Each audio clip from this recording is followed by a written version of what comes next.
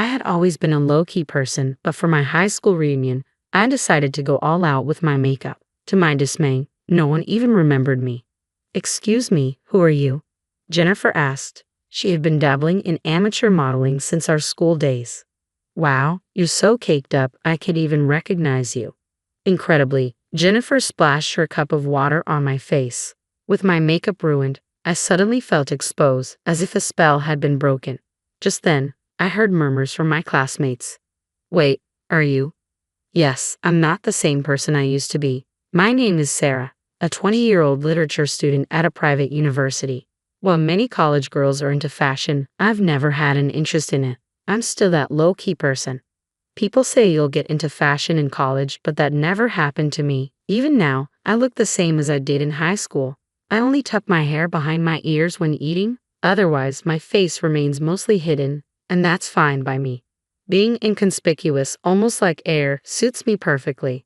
I've loved reading since I was a kid. In elementary school, while everyone else ran to the playground, I headed to the library. I can't remember if I loved books first or if I went to the library to fill a lonely void. But I definitely love reading. Inside books, there's a world that I don't know about.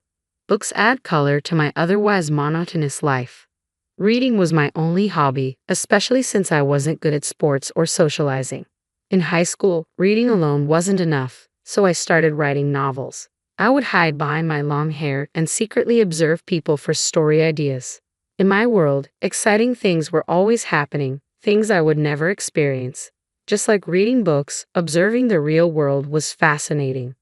"Sarah, tuck your hair behind your ears. No one can talk to you if they can't see your face." Well, I guess I'm the only one who would.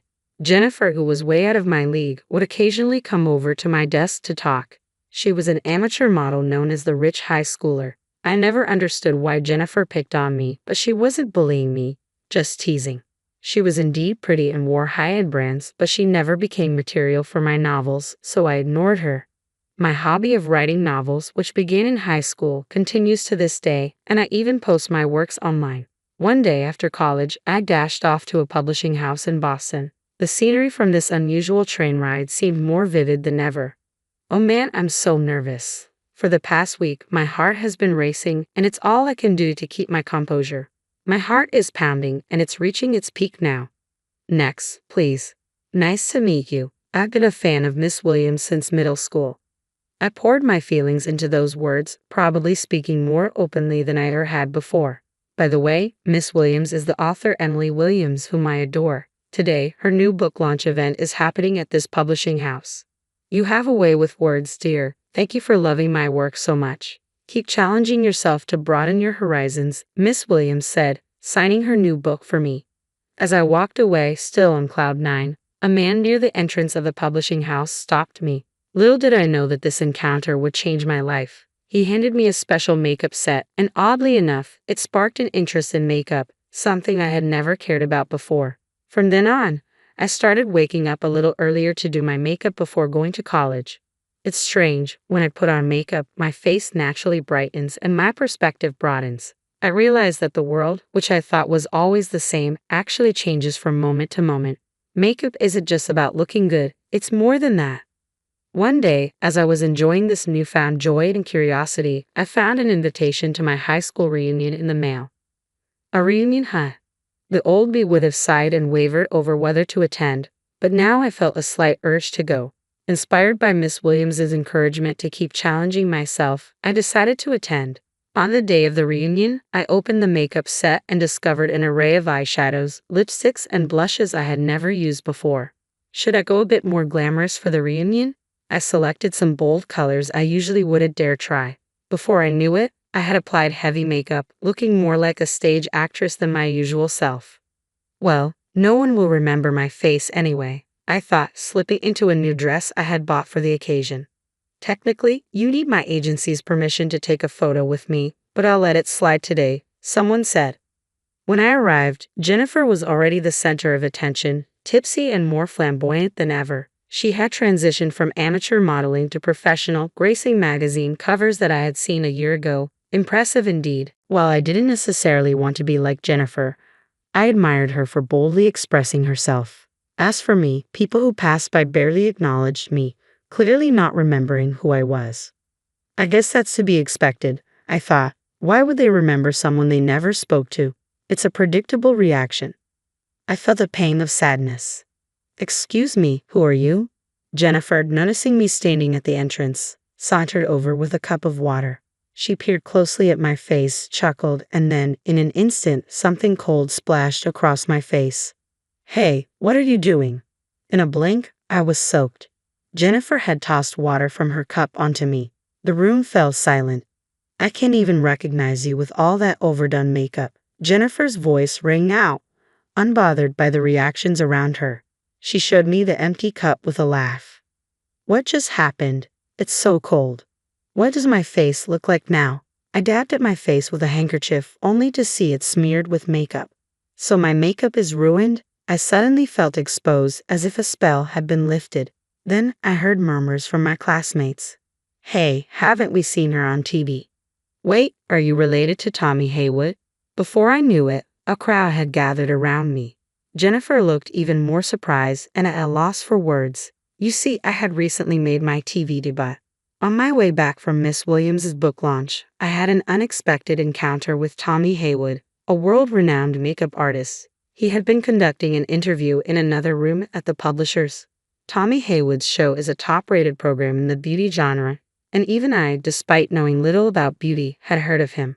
When he approached me near the entrance after the event, I was stunned. I'm borrowing her, he said, grabbing my arm and leading me to an empty conference room, unfazed by my surprise. Don't worry, I'll give you a makeover. Tommy Haywood seated me, removed his glasses, and transformed my look in just a few minutes. Finally, he styled my hair. Take a look. I was stunned when I gazed into the hand mirror he handed me. Wow, I look beautiful. Even the staff from the publishing house were taken aback by my transformation. How about becoming my exclusive model? What? Exclusive model? I instinctively shook my head at the unexpected offer. Why not? Meeting you here today is fate. I'm so proud of how stunning you look with my makeup. Let's inspire women around the world together. I was grateful for the incredible makeover and thrilled to meet someone so renowned, but the idea of standing out made me uneasy. I've always lived my life avoiding the spotlight and I'm comfortable that way. Sensing my hesitation, Tommy Haywood slowly shook his head. You should believe in your potential and have the courage to step into the wider world. Think about it. With that, he gave me his contact information and a custom makeup set. That's the makeup set I'm using now. For days afterward, Tommy Haywood's words lingered in my mind. Not just him, but Miss Williams had also encouraged me to broaden my horizons and embrace new challenges. Maybe it was time to give it a try. I made up my mind and called Tommy Haywood. From that moment on, I entrusted everything to him. One thing led to another, and I became a regular model on Tommy Haywood's show. On the show, I revealed my bare face and underwent a stunning transformation thanks to his expertise. It seemed that someone here had seen that episode. Oh, it's Sarah, you're Tommy Haywood's exclusive model. That's amazing. Tell us your story. My classmates began to crowd around me, eager to hear more. I have a better modeling career than you. Jennifer's voice, dripping with resentment, cut through the excitement. She glared at us from the edge of the group. My classmates who had witnessed Jennifer splash water on me exchanged looks of disdain. You should thank me. I'm the one who took off your overdone makeup so people could actually recognize you.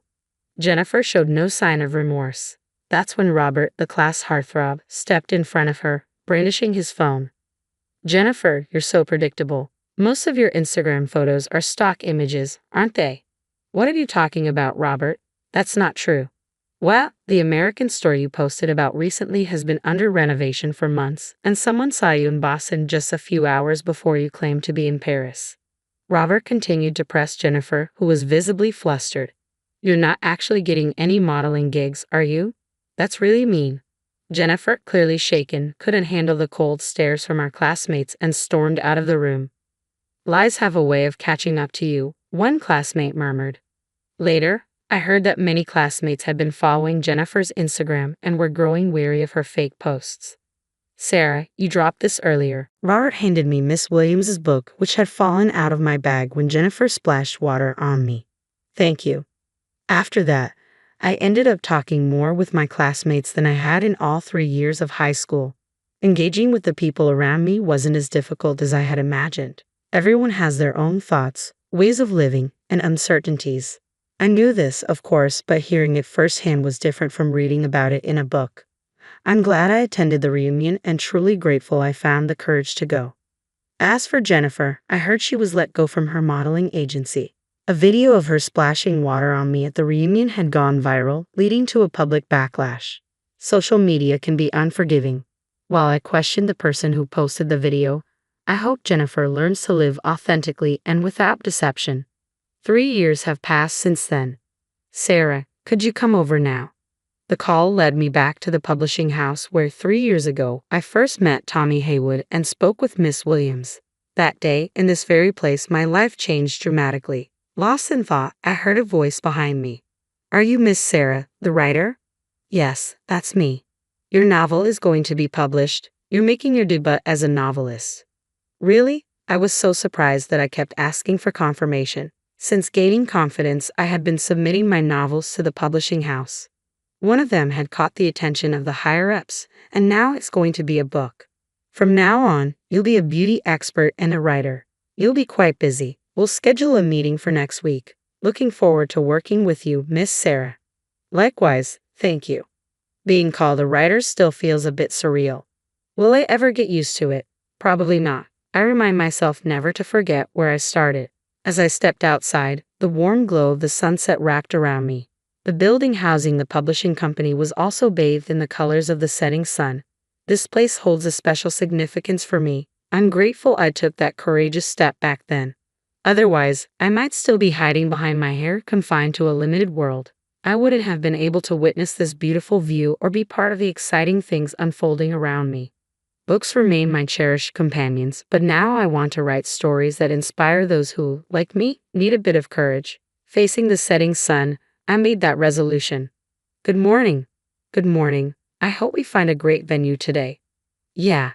Today, I'm out venue hunting for a wedding with the man who recently proposed to me, Robert, whom I reconnected with at the reunion 3 years ago. He's the one who picked up the book I had dropped. Since then, we've stayed in touch and discovered a shared love for reading, especially Miss Williams's books. Robert, once the class heartthrob, turned out to be someone I truly connect with. Being with him makes my heart race, the world around me seems brighter, and I feel completely at ease. New emotions are stirring within me. Found another idea for a novel, haven't you? Robert teased, peering at me with a knowing smile. You noticed? Come on, let's focus on today. No work talk. Our wedding is our own special story. Let's not turn it into a novel. Oh, come on, let's share our happiness. Our laughter echoed in the air as we walked hand in hand into the pristine wedding venue. The day I bought my first house, my cousins decided it belonged to them. I should have seen it coming. They'd been treating my life like a timeshare for years. But I guess even doormats have their breaking point. My name is Tiffany, and I've spent the last decade being everyone's favorite emotional ATM. You know the type. The responsible one, the reliable cousin who always has her act together. The one who gets called at 3 a.m. because someone needs bail money or a place to crash. Again. Tiff, your Greek yogurt's gone bad. Lorelei's voice echoed through my apartment as she rummaged through my fridge. It was 7 a.m. on a Tuesday, and she'd let herself in. Again. With my spare key that was supposedly for emergencies only. That yogurt was fresh yesterday, I called back from my bedroom where I was getting ready for work. Before you stayed over, without asking. Well, it tastes funny now. I heard the distinct sound of my entire yogurt container hitting the trash. You should really buy the brand I like anyway. The organic one? I closed my eyes and counted to 10. My mortgage approval letter sat heavy in my purse, a secret I'd been guarding for weeks. After 5 years of overtime and side gigs, I'd finally done it. My own place, my rules, no more surprise roommates. Hey, did you wash my workout clothes from last week? Reagan appeared in my doorway wearing my favorite sweater. I left them in your hamper. You mean the ones you've left here for 3 weeks? I adjusted my blazer, avoiding her eyes in the mirror. No, I didn't wash your clothes. Again. God, you're so uptight lately. Reagan flopped onto my bed, messing up my carefully made sheets. What's your problem? My problem was currently sprawled across my bed wearing my clothes, but I kept quiet. I'd learned long ago that confrontation just led to family-wide drama, tears, and guilt trips about blood being thicker than water. Instead, I grabbed my purse and headed for the door. "Lock up when you leave," I said, knowing they wouldn't. They never did. At work, I stared at the mortgage approval letter between meetings. The little craftsman house on Cedar Street wasn't much, just 2 bedrooms and a tiny yard. But it was mine. All mine. Or it would be, after closing next week. My phone buzzed with a text from Naomi. "You telling them at the BBQ tonight?" I typed back, "Have to. Closing's next week." "Want backup? I can bring wine and a taser." I smiled despite myself. Naomi had been pushing me to stand up to my cousins for years. Just wine, trying to keep it casual. The family BBQ was anything but casual. Aunt Rachel's backyard was packed with relatives, the air thick with charcoal smoke and passive-aggressive comments. I waited until most people had a few drinks in them before making my announcement. "So," I said, clearing my throat during a lull in conversation, "I bought a house." The reaction was immediate. Congratulations from the distant relatives, questions about the neighborhood, and then, "Oh my God, this is perfect!" Lorelei squealed, sloshing her wine. "Ray and I were just saying we needed a change of scene." My stomach dropped. "What?" "We'll help you move in," Reagan chimed in, already pulling out her phone. "I'm thinking we could do like a roommate situation, split the bills and everything." That's not really. "This is so exciting!" Lorelei wrapped me in a tight hug that smelled like Pinot Grigio. "We'll finally all live together like we always talked about." "We never talked about." "I call the master bedroom," Reagan announced to general laughter. I caught Naomi's eye across the yard. She made a throat-cutting gesture and mouthed, "Shut it down." But I just stood there, smile frozen in place, as my cousins planned their invasion of my home. My sanctuary. My escape. That's when something inside me shifted. Maybe it was the way Lorelei was already ordering furniture on her phone for our house. Maybe it was Reagan texting her boyfriend about their new address. Or maybe it was just that last thread of patience finally snapping after years of stretch. I pulled out my phone and typed a quick message to Caleb at work. "Remember that moving company you mentioned? I need a quote. And directions to the cheapest storage unit in town." My cousins were still chattering about paint colors and room arrangements when I looked up.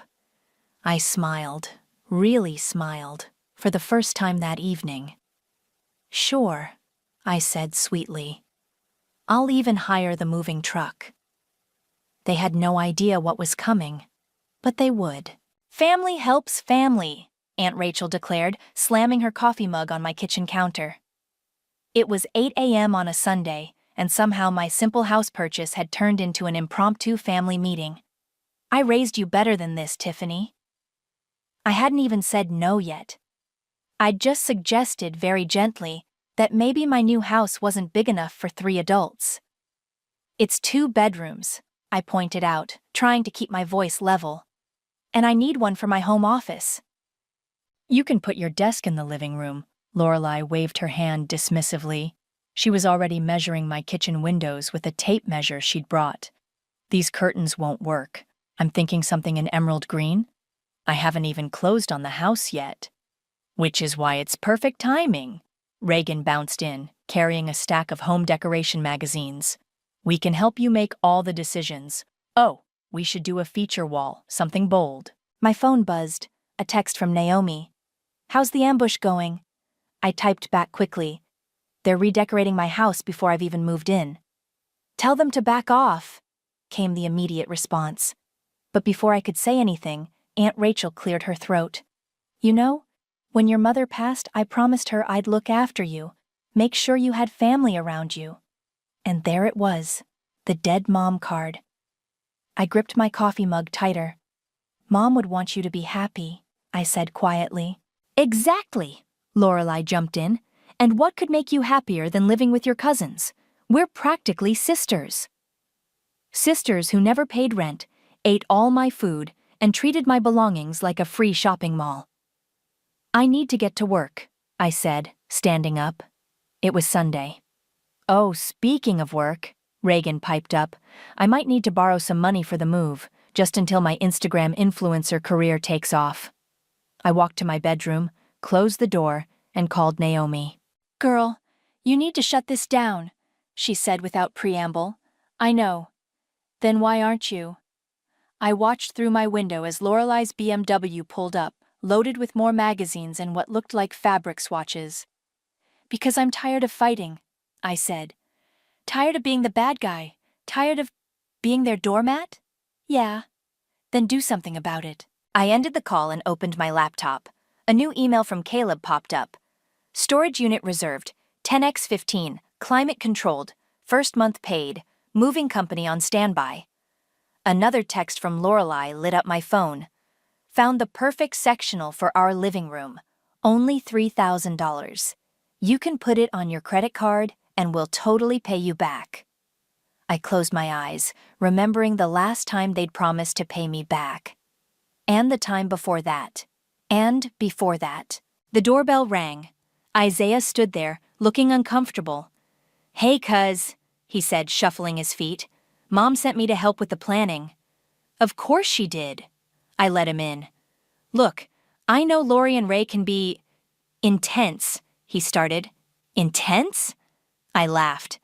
"They've already picked out curtains, furniture, and decided which bedroom is theirs. In my house. They're excited." "No, they're entitled." The words came out sharper than I intended. "And everyone enables them." Isaiah had the grace to look ashamed. "We're family." "Stop." I held up my hand. "Just stop. Being family doesn't make it okay to take advantage of someone." "Nobody's taking advantage." "Really?" I pulled out my phone and showed him my notes app. "Want to see how much money they owe me? Want to count how many times they've borrowed my clothes and never returned them? Or maybe we should talk about the time they threw a party in my apartment while I was at a funeral." Isaiah went quiet. "I'm done talking," I said finally. "It's time they listened." My phone buzzed again, a text from Aunt Rachel. "Girls are so excited about the move. Remember, family first." I looked at Isaiah. "You might want to clear your schedule for moving day. It's going to be interesting." "What are you planning?" I smiled, the same sweet smile I'd been perfecting for years. "Just helping family. Isn't that what we're supposed to do?" He looked worried, but didn't press further. Smart man. After he left, I called Caleb. "You still got that storage connection?" I asked when he picked up. "Yeah. Why?" "Because I need a favor. And I need you to keep a secret." "I'm listening." I watched another car pull up outside. Reagan with more magazines and what looked like paint samples. "Time to teach my family about boundaries," I said, "the hard way." "You can just stack those boxes in the living room," I said sweetly, watching Lorelai and Reagan haul in their 5th load of belongings. "Moving day's only 2 weeks away." "This is just the first batch," Lorelai announced, dropping a box labeled designer shoes onto my couch. "We figured we'd get a head start. You know, make the actual move easier." I nodded, snapping a quick picture of the growing pile when they weren't looking. Evidence, just in case. "Oh," Reagan squealed, clapping her hands. "I had the best idea for the attic space. I could turn it into my yoga studio. I've been wanting to start teaching classes." "Last month you wanted to be a food critic," I reminded her. "That was before I discovered my spiritual path," she said, rolling her eyes. "Besides, this could be really profitable. We could charge people for classes." "In my house?" "Our house," Lorelai corrected, unpacking a crystal vase I definitely hadn't agreed to display. "Family sharing space, remember?" My phone buzzed. "Caleb. Storage unit's ready. Want to do a walkthrough?" "Can't," I typed back, watching the invasion in real time. "Need backup?" I looked up as Reagan started rearranging my bookshelf to make room for her collection of healing crystals. "Not yet, but soon." The doorbell rang. Naomi stood there with 2 cups of coffee and raised eyebrows. "Wow," she said, taking in the boxes. "They're really doing this, huh?" "Oh, hi, Naomi," Lorelai called out, not looking up from where she was measuring wall space. "We're just getting settled in. You should come to Ray's yoga classes once we're moved in." Naomi shot me a look that clearly said, "Are you kidding me?" "Actually," I said, accepting the coffee, "Naomi's helping me catalog everything that's being moved in, for insurance purposes." That got their attention. "Insurance?" Reagan asked, suddenly nervous. "Of course," I said, taking a sip of coffee. "Have to make sure everything's properly documented, in case anything gets damaged in the move." Lorelai and Reagan exchanged glances. "Speaking of the move," Lorelai said slowly, "we should probably talk about the moving truck costs, since we're bringing most of the furniture." "Oh, don't worry about that," I smiled. "I've got it all arranged. Professional movers, insurance, everything." "Really?" Reagan brightened. "That's so generous." "That's our tiff," Lorelai grinned, going back to her measuring. "Always taking care of everyone." Naomi made a choking sound that she covered with a cough. My phone buzzed again. This time it was Isaiah. "You sure about this? They're telling everyone they're moving in with you." "Let them talk," I typed back. More boxes arrived throughout the day. Clothing, shoes, makeup, exercise equipment Reagan had never used. Lorelai's entire collection of wine glasses. With each delivery, I took careful photos and notes.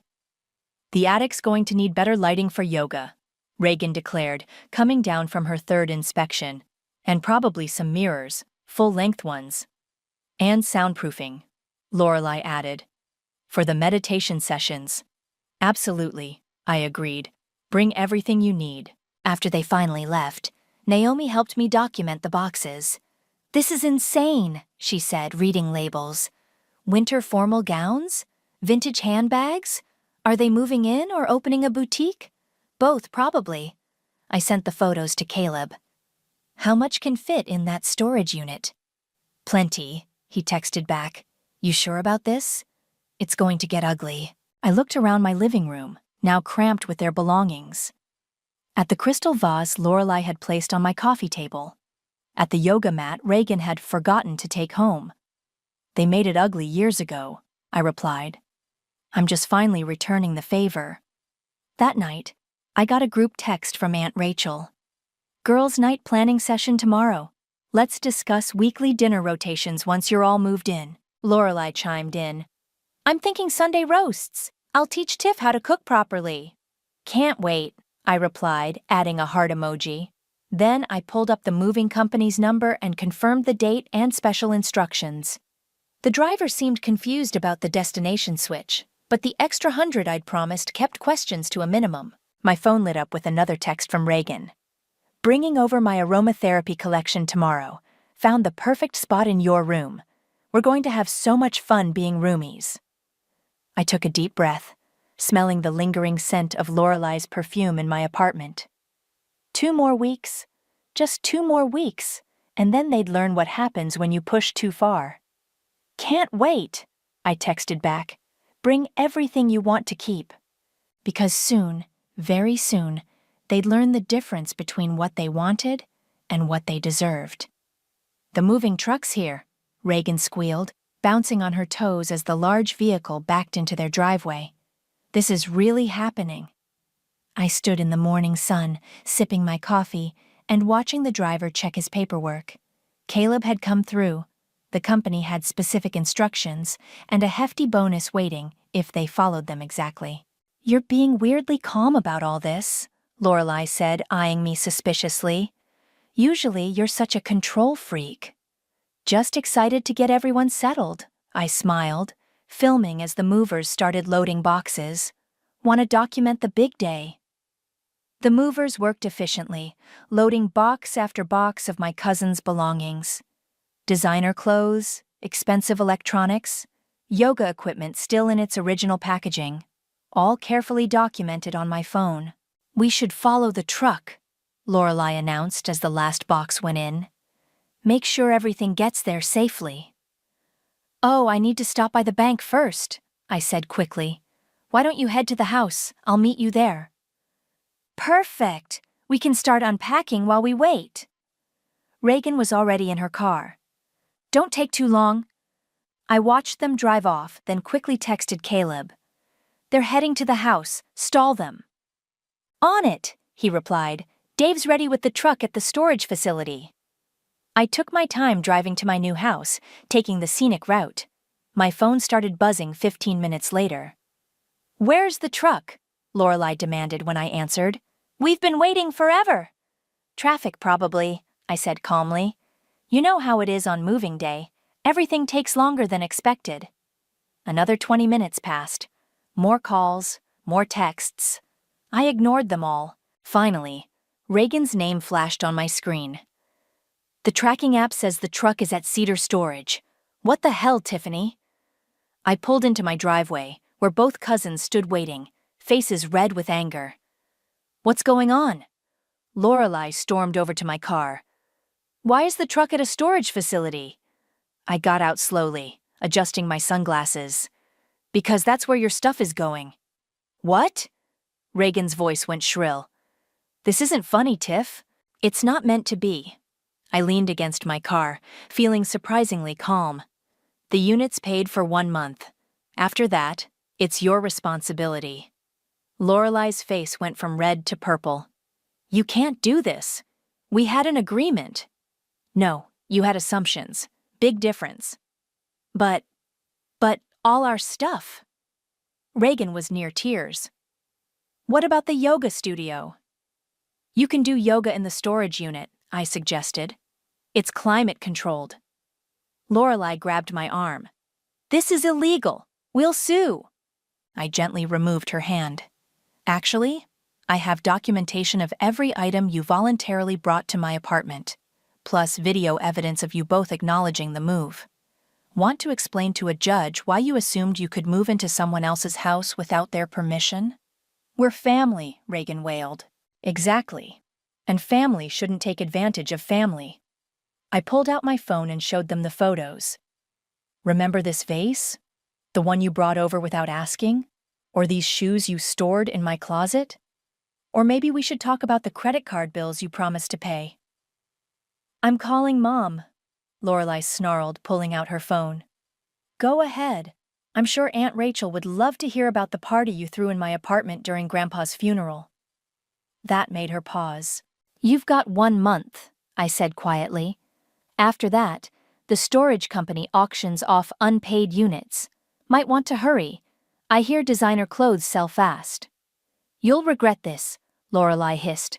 The whole family will hear about what you did. You mean how I helped you move? How generous I was to pay for professional movers?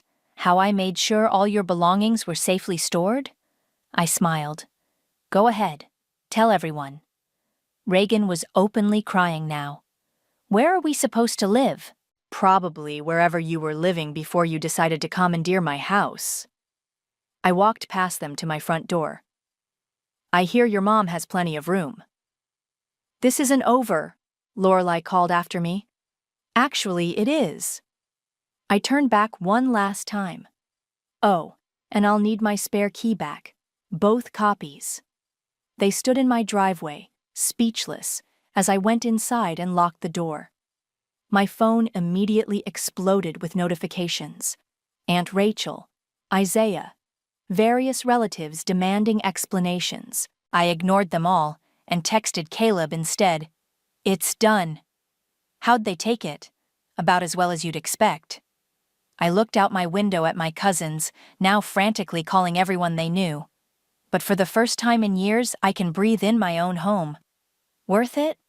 I watched Lorelai and Reagan finally get in their cars, peeling out of my driveway like they were fleeing a crime scene. Ask me after the family fallout, I typed. But right now? Absolutely. 3 hours of blessed silence passed before my phone rang again. I'd been enjoying the peace, arranging my furniture exactly how I wanted it, when Reagan's number flashed on my screen.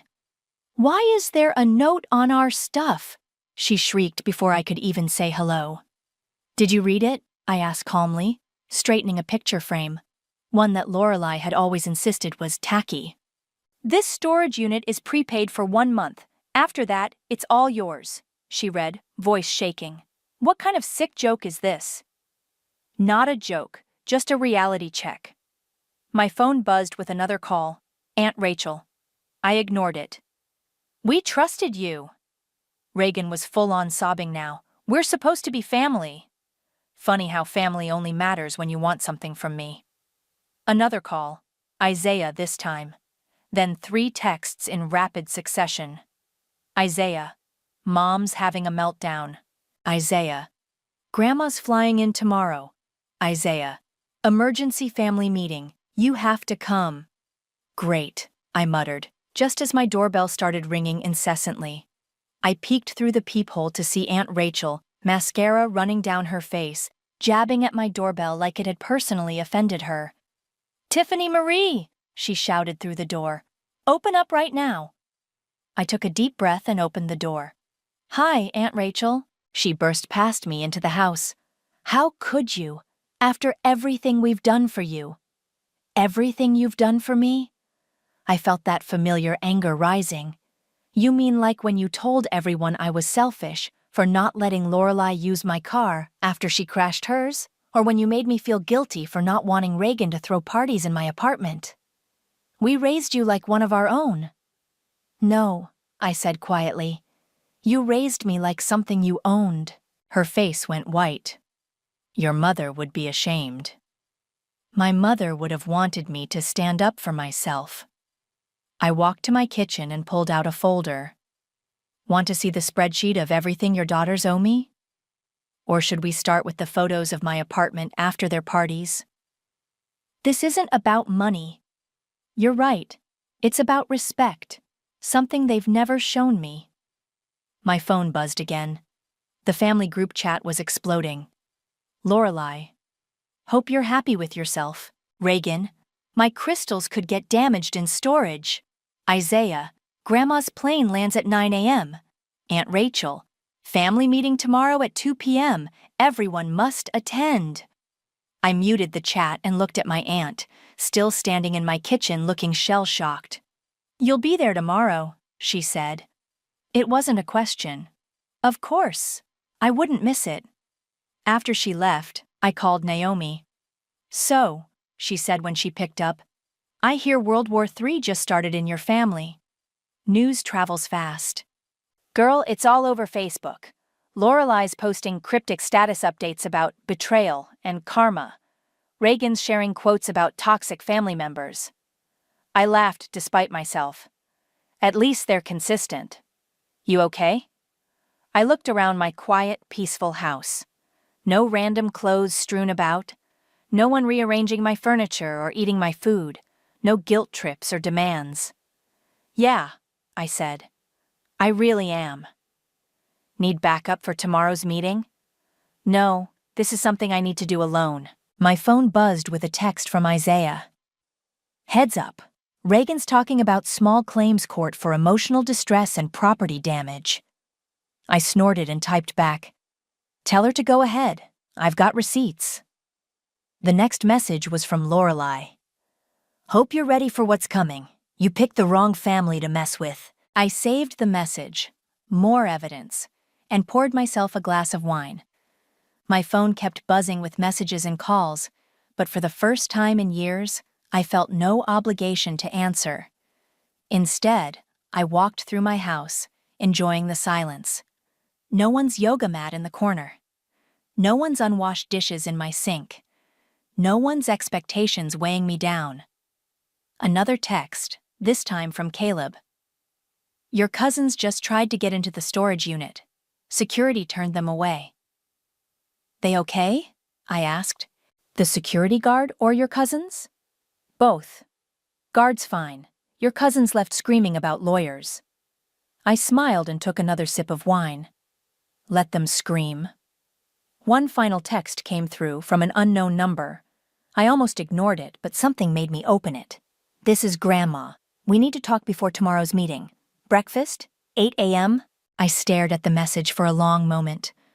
Grandma had always been different from the rest. Tougher, fairer. But even she had her blind spots when it came to family. 8 a.m., I typed back.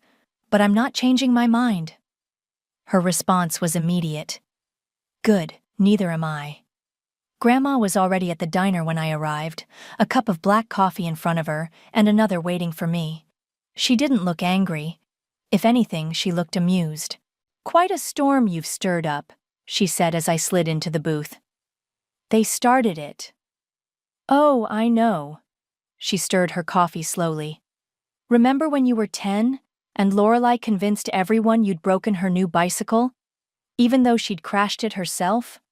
I blinked, surprised. You knew about that?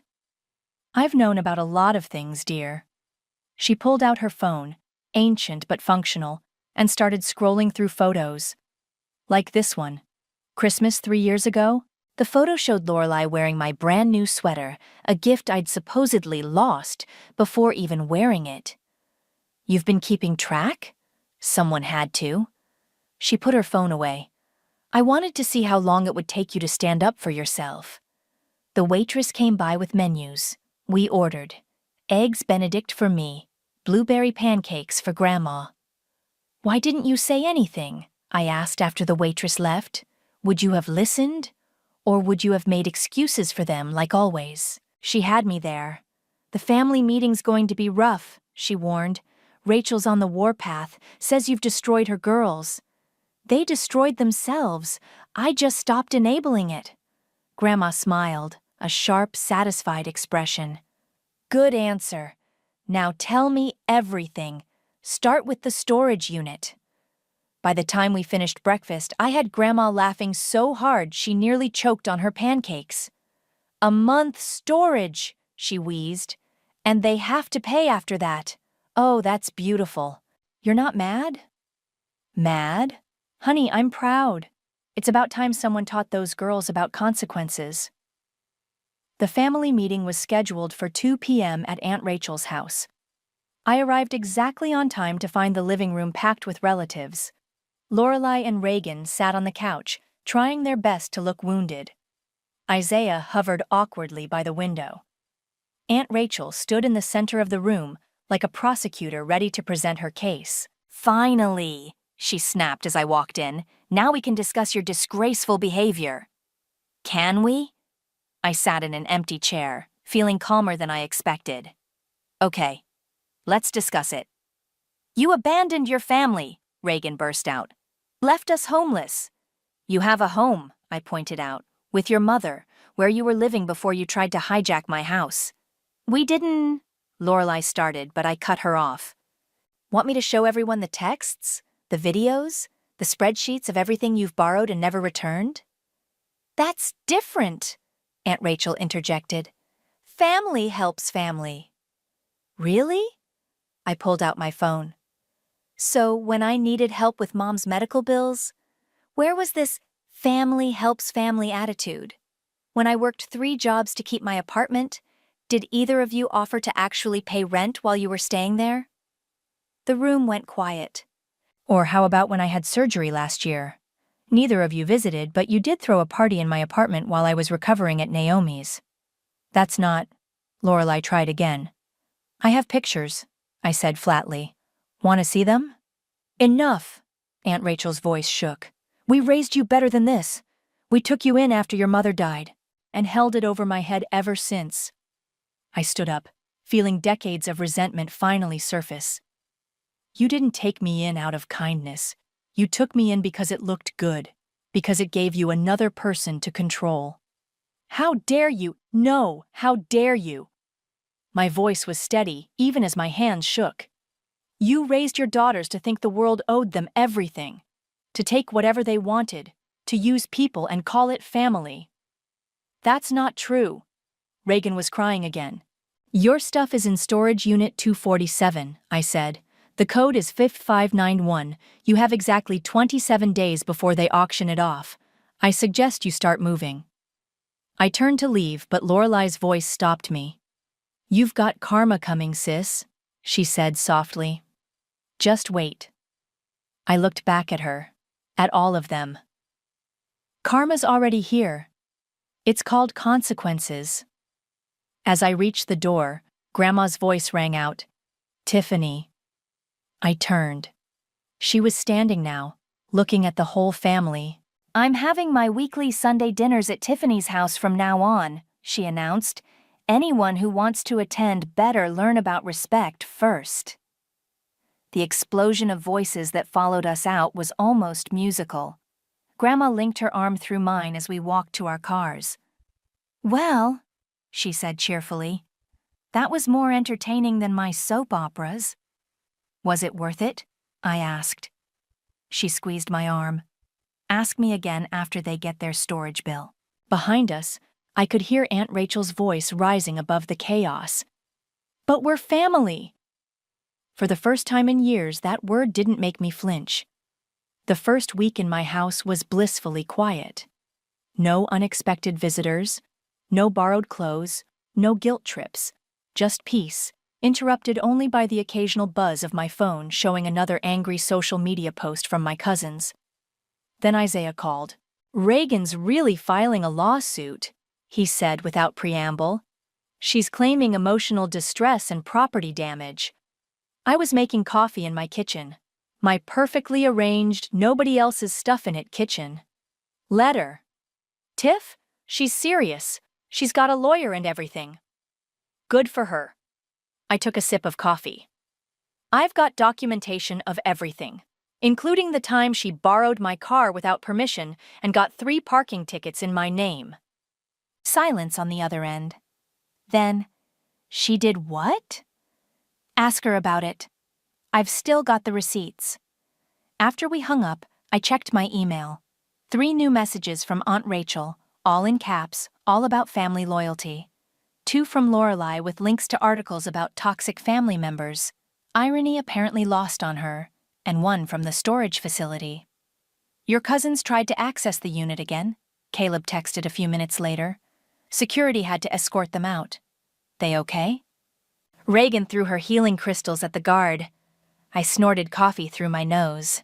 The doorbell rang. I checked the camera, Naomi holding takeout. "So," she said, walking in and setting down Chinese food, "I hear you're being sued." "Apparently." I grabbed plates from my perfectly organized cabinets. "For emotional distress and property damage that doesn't exist." "You know what this means, right?" I raised an eyebrow. "You've won," she grinned. "They're so desperate they're making stuff up." My phone buzzed again. A group text from extended family members. Aunt Patricia, "Family shouldn't treat family this way." Uncle Mike, "Your mother would be ashamed." Cousin Sarah, "Can't believe you'd do this to your own blood." I showed Naomi the messages. She rolled her eyes. "Where were they when your cousins were taking advantage of you?" "Probably encouraging it." I muted the group chat. "Apparently, I'm the family pariah now." "Good." Naomi stabbed a piece of orange chicken. Better than being the family doormat. The next day, I came home from work to find my mailbox stuffed with printed screenshots. Every nice thing my cousins had ever done for me, compiled by Aunt Rachel. The note attached read, "See what you're throwing away?" I flipped through them. Lorelei letting me borrow a dress that she'd borrowed from me first. Reagan bringing me soup when I was sick, after crashing at my place for 2 weeks. All the favors that came with strings attached. The doorbell rang. Isaiah again. "Reagan dropped the lawsuit," he said as soon as I opened the door. "Let me guess. Her lawyer saw my documentation?" He nodded. "And the parking tickets, and the credit card statements, and the party videos. Funny how evidence works." He shifted uncomfortably. "Look, I know they've been difficult." "Difficult?" I laughed. "They tried to take over my house. They've been taking advantage of me for years, and everyone enabled it." "Including me," he admitted quietly. I softened slightly. "At least you can admit it." "Mom's organizing a family intervention," he warned. "She's getting everyone together next weekend." "No?" "Tiff." "No," I repeated firmly. "I'm done with family meetings, done with interventions, done with guilt trips. They can keep their drama. I'm keeping my peace." My phone buzzed. A text from Grandma. "Sunday dinner still on?" "Absolutely," I replied. "Just us?" "And me?" Isaiah asked hesitantly. I, I'd like to make things right. I studied him for a moment. He'd never been as bad as the others, just complacent. Maybe that could change. Dinner's at 6, I said finally. Don't be late. After he left, I walked through my quiet house again. Family photos I'd chosen. Furniture arranged my way. A space that was completely, utterly mine. My phone lit up with another barrage of messages, flying monkeys sent by Aunt Rachel to guilt me into compliance. I deleted them without reading. Then a final text from Lorelei. You'll regret this. Family is forever. I looked at the message for a long moment, thinking about all the years of manipulation, all the taking without giving, all the guilt trips and gaslighting. You're right, I typed back. Family is forever, but toxic relationships don't have to be. I blocked her number before she could respond. The doorbell rang again. I checked the camera, half expecting another angry relative. Instead, it was Caleb, holding coffee and wearing a concerned expression. Heard you might need backup, he said when I opened the door. Or at least caffeine. I smiled, letting him in. Both. Definitely both. Behind him, I could see Lorelei's car pulling up to the curb. Round 2 was about to begin. Lorelei didn't knock. She pressed the doorbell repeatedly like she used to do at my apartment. But this wasn't my apartment, and I wasn't that person anymore. Want me to handle it? Caleb asked, setting down his coffee. No. I straightened my shoulders. This is my house, my rules. I opened the door but blocked the entrance. Lorelei stood there, makeup perfect, smile cold. We need to talk, she said. No, we don't. Actually, we do. She held up her phone. See, Reagan might have dropped her lawsuit, but I've got my own evidence. Years of texts where you agreed to let us stay. Videos of us planning the move. Want to see how that plays in court? I smiled. Want to see the videos of you admitting you never planned to pay rent? Or the texts where you promised to pay back all the money you borrowed?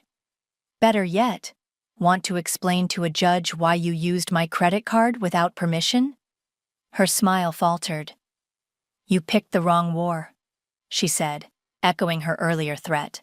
No, you picked the wrong victim. I leaned against the doorframe. I'm not your backup plan anymore. Not your ATM, not your free storage unit or hotel or whatever else you needed me to be.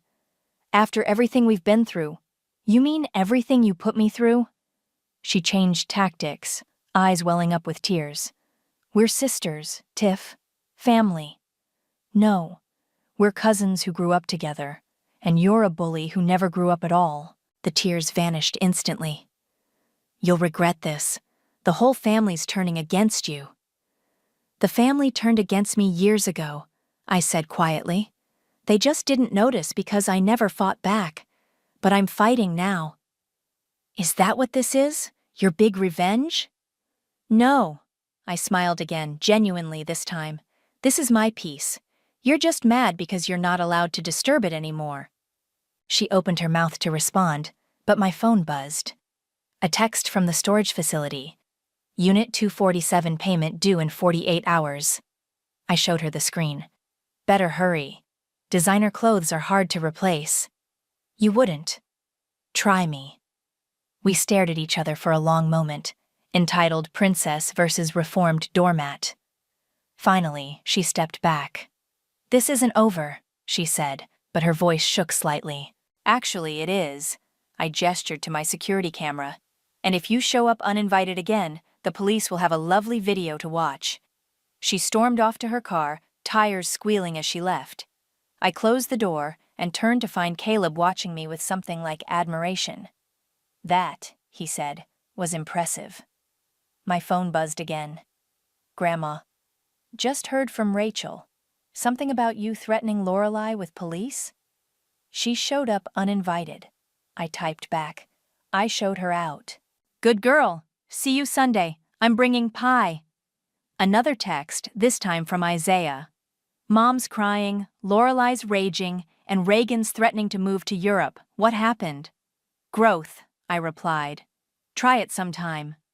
Caleb handed me my coffee, now lukewarm. You okay? I thought about it. About the years of manipulation, the guilt trips, the taking and taking and taking, about how standing up for myself had cost me half my family, the half that never really cared about me anyway. Yeah, I said. I really am. My phone lit up one last time, an email notification from the storage facility. Unit 247 had been emptied. They'd finally collected their things. Want to celebrate? Caleb asked. There's a new restaurant downtown. Are you asking me out? He grinned. Depends. Are you saying yes? Before I could answer, a final text came through. From Aunt Rachel. You've broken this family. I hope you're happy. I looked around my peaceful house. At the friend who'd helped me stand my ground. At the security camera that meant I never had to be caught off guard again. At all the space that was mine alone. Actually, I typed back, I've fixed myself. The family can do what they want with that information. I blocked her number too, then turned to Caleb. Yes, to dinner. But I'm buying. Deal. He hesitated. You know they'll try again, right? People like that don't give up easily. I know. I picked up my keys, my house keys, that no one else would ever have copies of. But I don't give up easily either. Not anymore. We stepped outside into the evening air. My house stood quiet behind us. No unwanted guests, no drama, no guilt. Just peace. Hard-won, long overdue peace. Ready? Caleb asked. I locked my door, my house, my life, and smiled. Absolutely. Behind us, the security camera blinked steadily, guarding my boundaries. And for the first time in forever, I felt completely, utterly free. I stood frozen in the hallway, my mother's words piercing through the thin walls of our family home. It's just Natasha. She'll understand if we cancel the vacation. She always does. My name is Natasha, and I've spent 29 years being just Natasha to my family. The invisible daughter, the reliable one, the one who would understand. But what about the deposit we already paid for the beach house? My father's voice carried through. We've been doing this family vacation for 15 years. Douglas says Simone's wedding venue alone is costing a fortune, my mother replied. And you know how special this is for her. She's been dreaming of her perfect day since she was little. I pressed my back against the wall, my hands clenching into fists. Of course, Simone, my cousin, the family's golden child, was getting married in 3 months, and apparently that meant everything else had to revolve around her wishes. Hey, sweetie! My mother's voice startled me as she emerged from the living room. I didn't hear you come in. You never do, I muttered under my breath. What was that? Nothing! I forced a smile. Just stopped by to drop off those family photos you wanted for Simone's wedding slideshow. My mother's face lit up. Oh, perfect. Simone will be so pleased. She's been stressed about getting everything together. The venue is gorgeous, but it's really stretching everyone thin. So thin that we're canceling the annual vacation? The words tumbled out before I could stop them. Her expression fell. Oh, you heard that. Kinda hard not to. Honey, you know how important this is for Simone. And you're so good with money, always saving. Unlike some people. She gave me that look, the one that suggested I should be grateful for my sensible nature, even though it was the very thing that made them take me for granted. My phone buzzed. A text from Rosalie. Still on for drinks? I have to go, I said, already heading for the door. Meeting Rosalie. Wait, Natasha! My father called out, appearing in the hallway. We should talk about this. Nothing to talk about. I understand. I always do, right? The drive to the Copper Pot, my usual meeting spot with Rosalie, was a blur of angry tears and white-knuckled steering wheel gripping. When I arrived, she took one look at my face and ordered 2 martinis. Spill, she commanded, sliding one glass toward me. They're canceling the family vacation to help pay for Simone's wedding, I said, taking a long sip. 15 years of tradition, gone. Because Princess Simone needs the perfect venue.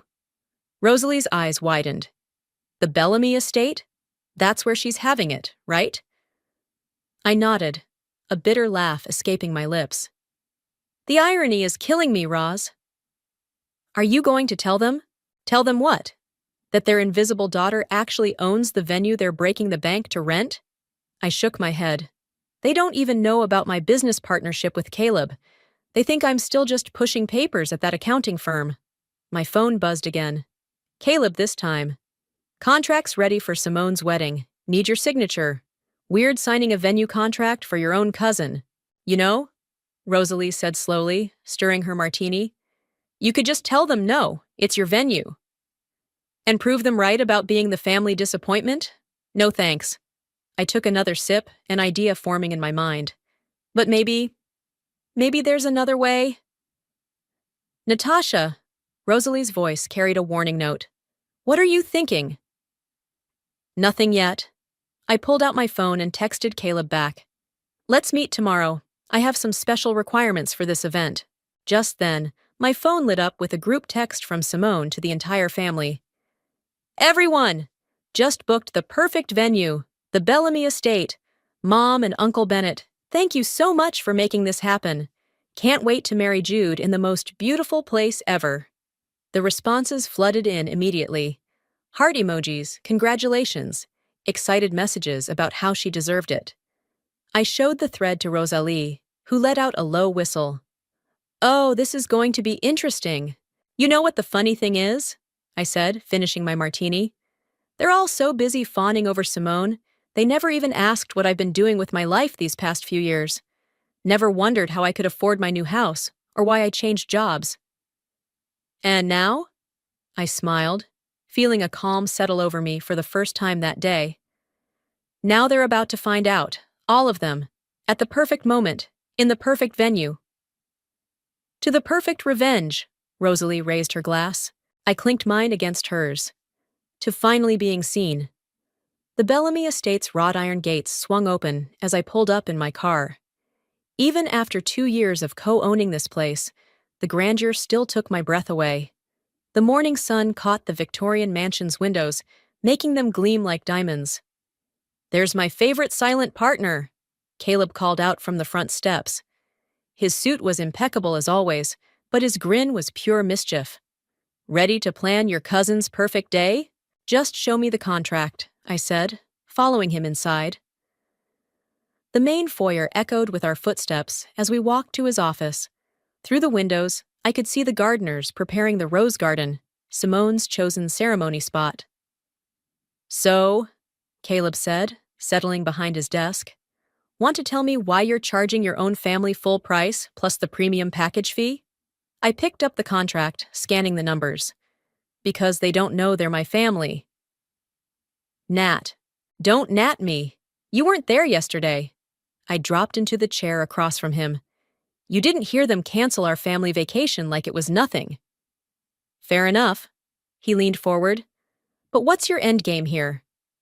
Before I could answer, voices drifted in from the hallway. I recognized them immediately. Simone and her fiancé, Jude, arriving for their first official tour.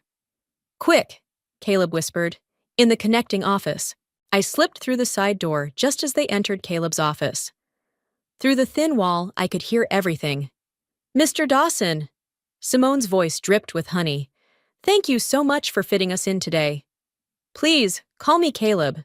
Shall we begin the tour? I pressed my ear against the wall, listening to their footsteps fade, then pulled out my phone to text Rosalie. At the venue. S is here for her tour. Hide and seek like I'm 12 again. Her response was instant. Except this time, you own the hiding spot. I waited a few minutes before sneaking out to follow the tour group. From behind a massive floral arrangement, I watched Simone flutter around the grand ballroom, Jude trailing behind her like a lost puppy. And these chandeliers? She gushed. Daddy, aren't they just perfect? I hadn't even noticed my Uncle Douglas was there until he spoke. Whatever makes you happy, Princess. Though the price tag is quite steep. But worth every penny, Caleb smoothly interjected, catching my eye across the room before quickly looking away. The Bellamy estate is quite exclusive. Speaking of exclusive, Simone said, I heard the mysterious owner never shows up to events. Is that true? I had to bite my lip to keep from laughing. The mysterious owner story was something Caleb and I had cultivated deliberately. It added to the venue's allure, and more importantly, it kept my involvement hidden. The owner prefers to remain private, Caleb replied diplomatically, but they're very involved in operations. How fascinating, Simone mused. Maybe they'll make an exception for my wedding. It is going to be the event of the season, after all. Oh, I can guarantee the owner will be there, Caleb said, and I could hear the smile in his voice. My phone buzzed again. A message from my mother. Simone's touring the venue today. Isn't it exciting? Maybe you could help with some of the planning? You're so good with details. I typed back, Sure, Mom, I'd love to help plan things at the Bellamy estate. The tour continued to the garden, and I followed at a safe distance. Watching Simone twirl among the roses I'd personally selected 2 years ago, I felt a strange mix of anger and satisfaction. The garden will be perfect for the ceremony, she declared. Though these white roses, could they be pink instead? The garden design is fixed, Caleb said firmly. The owner is quite particular about maintaining the estate's aesthetic. Simone's face fell slightly. Oh, well, I suppose white is classic. After they left, I emerged from my hiding spot and found Caleb waiting in his office. You enjoyed that way too much, I accused. He shrugged. Can you blame me? It's not every day I get to play double agent. His expression turned serious. But Natasha, are you sure about this? Once you reveal yourself at the wedding. I've spent my whole life being invisible to them, I said, picking up the contract. Always in Simone's shadow, always just Natasha. Well, now I own her perfect day, and when the time comes, they'll finally see me. Your signature, then? He held out a pen. I signed with a flourish, feeling the weight of years of silence in that single action. Let the show begin, I murmured, handing him back the contract. Indeed. He filed it away carefully. Though I have to ask, what are you going to wear to the wedding? I smiled. Something unforgettable. You're going to give your mother a heart attack, Rosalie said, watching me flip through the racks at Nordstrom. A red dress to a wedding? Not just any red dress. I pulled out a sleek floor-length number with a dramatic back. The perfect red dress. The same shade as the Bellamy Estate's signature carpets, I notice. Pure coincidence, I said innocently, heading to the fitting room. My phone rang. Mom again. 3rd time today. I let it go to voicemail. You can't avoid them forever, Rosalie called through the fitting room door. The wedding's in 8 weeks. Watch me. I stepped out in the dress, and Rosalie's jaw dropped. Okay, that's... Wow. You look like you own the place, which you actually do. Ms. Rivera? A sales associate approached with a concerned look. Your mother's on the store phone. She says it's urgent. I sighed, taking the phone. Hi, Mom. Natasha, why aren't you answering your cell? We have an emergency. Simone's crying. What happened? The wedding planner quit. Something about creative differences. Please, we need your help. You're so organized, and you know how important this is to Simone. I caught Rosalie's eye in the mirror, and she shook her head in warning. Where are you now? I asked. At the venue. Mr. Dawson is being very accommodating, but I'll be there in 30 minutes. I hung up and quickly changed back into my clothes, purchasing the red dress before Rosalie could talk me out of it. This is a bad idea, she said as we left the store. You're getting too close to the fire. Sometimes you have to get burned to rise from the ashes. That's both dramatic and concerning. The Bellamy estate was chaos when I arrived. Simone sat in the grand hall, mascara running down her face, while my mother hovered anxiously. Caleb stood to the side, maintaining his professional facade, despite the obvious amusement in his eyes. Thank God you're here, Mom rushed over. We need someone who can take charge. What exactly happened? I asked. watching Simone dab at her eyes with an embroidered handkerchief. She wanted to change everything, Simone wailed. The flowers, the timing, the table arrangements. She said my vision was tacky. Caleb coughed suddenly, covering what sounded suspiciously like a laugh. I can help, I said carefully, but you'll need to work with the venue's requirements. Of course, Mom said quickly. Mr. Dawson has been very clear about the owner's specifications. The owner, Simone sniffed. Who is this person anyway, so controlling about their precious venue? I felt Caleb's eyes on me as I replied, someone who knows exactly what they want, I guess. Just then, my father and Uncle Douglas walked in, deep in conversation. Had to take out a second mortgage, Douglas was saying, but it's worth it for my little girl's special day. They stopped short when they saw me. Natasha? Dad looked surprised. What are you doing here? Helping, Mom jumped in. She's going to coordinate the wedding now that horrible planner is gone. You? Simone's tone made the single word feel like a slap. But you've never even been to a proper wedding.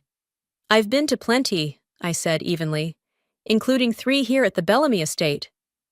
How would you know that? Mom asked. I follow their social media, I lied smoothly. Very closely. Well, Douglas said, clearly skeptical, as long as you understand this needs to be perfect, money's no object. Except for family vacations, I muttered. What was that? Nothing, just making notes.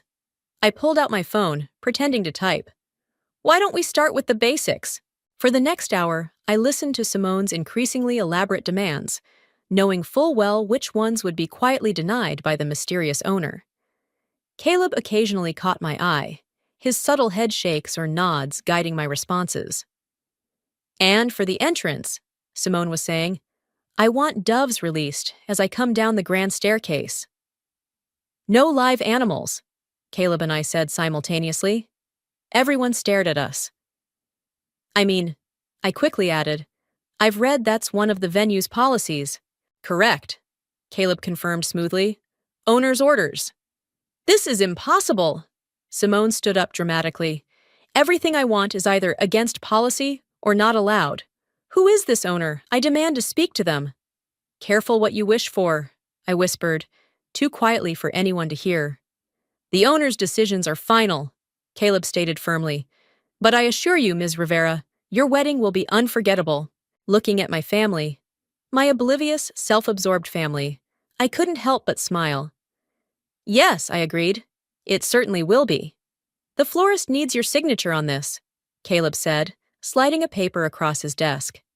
And before you ask, yes, Simone already tried to change the arrangements 3 times this morning. I signed the form without looking. 6 weeks until the wedding, and I'd somehow become both the invisible coordinator and the secret venue owner blocking all of Simone's improvements. She called again about painting the gazebo pink, he added. Let me guess, for aesthetic harmony? Actually, she said it would pop better in photos. The door burst open, and Simone swept in, followed by her ever-present entourage. My mother, her mother, and 2 bridesmaids I'd never met. Oh! She stopped short. Natasha, what are you doing in Mr. Dawson's office? Going over the flower arrangements, I said, sliding the paper into a folder. Everything's on schedule. Speaking of schedule, Simone's eyes narrowed. Why wasn't I informed about the meeting with the florist? Because there wasn't one, Caleb intervened smoothly.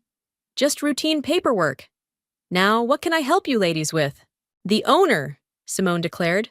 We brought champagne. I thought perhaps we could persuade them to join us for a toast. I caught Caleb fighting back a smile. I'm afraid they're not available. Are they ever available? Simone's mother asked. It's rather rude, isn't it? Considering how much we're paying. My mother nodded in agreement. And after we canceled our vacation to afford this place. Mom, I warned, but she continued.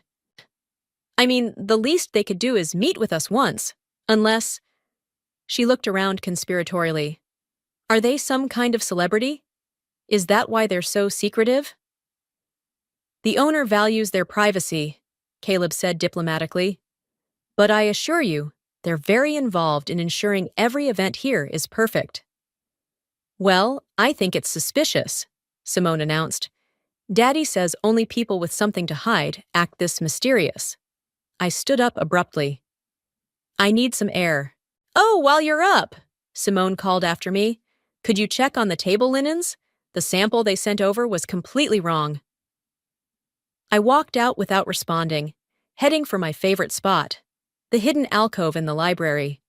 To my surprise, Jude was there, staring out the window. Sorry, I said, turning to leave. No, wait. He looked exhausted. Can we talk? Actually talk? I hesitated, then sat in the window seat across from him. What's on your mind? Is this normal? All of... He gestured vaguely. This? The wedding drama? The money, the demands, the way everyone walks on eggshells around Simone. He ran a hand through his hair. Yesterday, she cried for 3 hours because the shade of pink on the menus was wrong. And you're just noticing this now? I guess I never saw this side of her before, or maybe I didn't want to. He looked at me directly. How do you deal with it? Being treated like the family assistant? Before I could answer, voices approached. We both tensed. Just don't understand why Natasha's suddenly so involved, Simone was saying. She's never cared about weddings before. She's trying to help, dear, my mother replied, and she's doing a good job. Please, she's probably just jealous. You know she's never even had a serious boyfriend? And now she's managing my perfect wedding. It must be killing her. Their voices faded down the hallway. Jude looked mortified. He stood awkwardly. Go, I finished for him. Your fiancé's waiting. After he left, I pulled out my phone and texted Rosalie. Need drinks, now. An hour later, I was at our usual spot, recounting everything to Rosalie. So even the groom is having doubts, she mused. This just keeps getting better. I almost told him right there, I admitted, about owning the venue. Why didn't you? Because... I stirred my drink. Because when I do tell them, I want everyone to know at once. I want to see all their faces when they realize that just Natasha owns the place they mortgaged their house to afford. Speaking of which, Rosalie leaned forward, have you figured out exactly how you're going to do it? Actually, yes. I pulled out my phone and showed her the wedding schedule. See this spot here, where Simone insisted on having the owner thanked publicly? Oh, no. Oh, yes. I'll be introduced as the venue owner right after their first dance, in my perfect red dress. You're evil, Rosalie grinned. I love it. My phone buzzed with a text from Caleb. Simone's demanding to speak to the owner again, says she'll go to the media about our suspicious behavior if we don't comply. I showed Rosalie the message. Looks like my cousin's about to learn a valuable lesson about being careful what you wish for. To the mysterious owner, Rosalie raised her glass. To perfect timing, I clinked mine against hers, feeling the pieces of my plan falling perfectly into place. You're doing what? Caleb nearly spat out his coffee. At the wedding reception? It's poetic justice, I said, straightening a centerpiece on one of the sample tables. She wanted to meet the owner so badly. Natasha, this is a nuclear option. Have you really thought this through?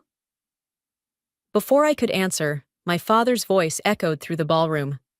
There you are! I spun around to find him walking toward us, looking unusually serious. Dad, what are you doing here? Mr. Dawson, he nodded to Caleb. Mind if I borrow my daughter for a moment? Caleb excused himself, shooting me a meaningful look as he left. Something wrong? I asked, continuing to adjust flowers. That's what I wanted to ask you. Dad pulled out a chair and sat down. Your mother's worried. Says you've been distant, sarcastic, more than usual. I'm fine. Are you? Because I remember a time when you used to tell me things. He picked up one of the place cards. Like why you're really helping with this wedding. I froze. What do you mean? Come on, Natasha. You've hated event planning since that disastrous Sweet 16 party Simone made you organize. That was different. I was 17, and she blamed me when the DJ played the wrong song for her grand entrance. Exactly. So why put yourself through this again? I met his eyes. Maybe I've grown up. Maybe I'm better at handling things now. Or maybe you're planning something. The accusation hung in the air between us. For a moment, I considered telling him everything. About the venue, about the years of feeling invisible, about the revenge I'd carefully orchestrated. Instead, I said, I'm just trying to help the family. The family, he repeated slowly. The same family that canceled our vacation? Don't think I didn't notice how that hurt you. Did you? I couldn't keep the bitterness from my voice. Because you seemed pretty okay with it at the time. I wasn't. But sometimes we make sacrifices for family. Some of us more than others, apparently. He stood up, straightening his jacket. Whatever you're planning, Natasha, and don't tell me you're not planning something, just remember that some bells can't be unrung. Is that supposed to be advice or a warning? Both, maybe. He headed for the door, then paused. You know, you remind me more of your mother every day. Mom? The eternal peacekeeper? No, he smiled sadly. The woman who once set her sister's car on fire because she stole her prom date. Ask her about it sometime. He left me standing there, mind reeling. Caleb reappeared almost immediately. Everything okay? I think my dad just tried to warn me about myself, I said, still processing, while simultaneously telling me I'm like my mother, who apparently has a secret arsonist past. My phone buzzed, a text from Simone. Emergency meeting at the venue now. Bring the color swatches. Duty calls? Caleb asked, reading over my shoulder. When doesn't it? I found Simone in the bridal suite, surrounded by fabric samples and looking like she'd been crying. Finally! She exclaimed. Look at this! The bridesmaids' dresses don't match the exact shade of the table runners. I picked up both items. They were identical. Simone, these are the same color. No, they're not. This is Blush Dream, and this is Dawn's First Light. They're completely different. They're both pink. This is why you're single, she snapped. No attention to detail, no romance in your soul. I counted to 10 silently. What do you want me to do about it? Fix it. Talk to the owner. Make them change the runners. The runners were custom-made months ago. They're not changing them 4 weeks before the wedding. God, whose side are you on? She threw a fabric swatch across the room. Ever since we were kids, you've been trying to ruin my special moments. Excuse me? Like my sweet 16. You hired that terrible DJ on purpose. I was 17, and working with the budget you gave me. See? Always excuses with you, never taking responsibility. She stood up, mascara streaking down her cheeks. Well, you're not ruining my wedding. I want to speak to the owner, today. Careful what you wish for, I muttered. What? Nothing, I'll talk to Caleb. As I left the bridal suite, I pulled out my phone and texted Rosalie. Dad knows something's up. Simone's having a meltdown. Mom apparently has a secret bad girl past. Still want to be my witness when I blow this whole thing up? Her response was immediate. Wouldn't miss it for the world. I smiled, tucking my phone away. 4 weeks to go, and the fuse was already lit. The red dress is too much, my mother said, barging into my house unannounced. You need to return it. I looked up from my laptop, where I'd been reviewing the wedding timeline. 2 weeks to go. Hello to you too, Mom. Please, come in. She waved a hand dismissively. Simone saw it in your car when you were at the venue yesterday. She's upset. Why? Because I'm not wearing beige like all the other cousins? Because it's attention-seeking. She sat down heavily on my couch. And you know how important this day is to her. Right. Important enough to cancel our family vacation. Are you still on about that? She sighed. You know, I came here to tell you something else, but now I'm not sure I should. What is it? Your father thinks you're up to something. She leaned forward. He says you're acting like I used to. You mean before you set Aunt Linda's car on fire? Her face went pale. He told you about that? Just the headline, not the story. I closed my laptop. Care to fill in the details? That was different, she said quickly. Linda had been. She always took everything from me. My clothes, my friends, my dates. The prom was just the last straw. Sounds familiar. What's that supposed to mean? Nothing. I stood up. I need to get to the venue. Final walkthrough today. Natasha! Her voice stopped me. Whatever you're planning, just remember that family is all we have. Is it? Because lately, it feels like Simone is all this family has. I left her sitting there and drove to the Bellamy estate, where I found Caleb pacing in his office. We have a problem, he said as soon as I walked in. When don't we? Simone's father is threatening to sue. That stopped me. What? He's demanding to meet the owner, claiming we've breached contract by being unavailable for consultation. He handed me a letter. Says he'll take legal action if the owner doesn't attend the rehearsal dinner. Well, I smiled grimly. Looks like they'll get their wish a few days early. Natasha, no. We can handle this legally. I'm done hiding, Caleb. I picked up the wedding timeline from his desk. Move my reveal to the rehearsal dinner, right after the toasts. Are you sure about this? Before I could answer, voices approached. We both recognized them. Simone and Jude, arguing. I can't believe you're taking their side. Simone's voice carried through the door. I'm not taking sides. I'm just saying maybe we should focus on getting married instead of fighting with the venue. The venue that's ruining everything. God, you're as bad as Natasha. I opened Caleb's office door, making them both jump. Speaking of me, I said coolly, the final walkthrough is scheduled for now. Shall we? The next hour was excruciating. Simone critiqued everything while Jude looked increasingly uncomfortable. When we reached the grand staircase, she turned to me. The runner needs to be wider. Tell the owner. The runner is standard width, I replied. Tell the owner. Fine. I pulled out my phone and pretended to type. Done. Just like that? She looked suspicious. You have direct access to them? I have my ways. You know who it is, don't you? She grabbed my arm. Tell me! Simone, Jude warned. No, I want to know. Everyone's been blocking me at every turn, and somehow my nobody cousin has all the answers.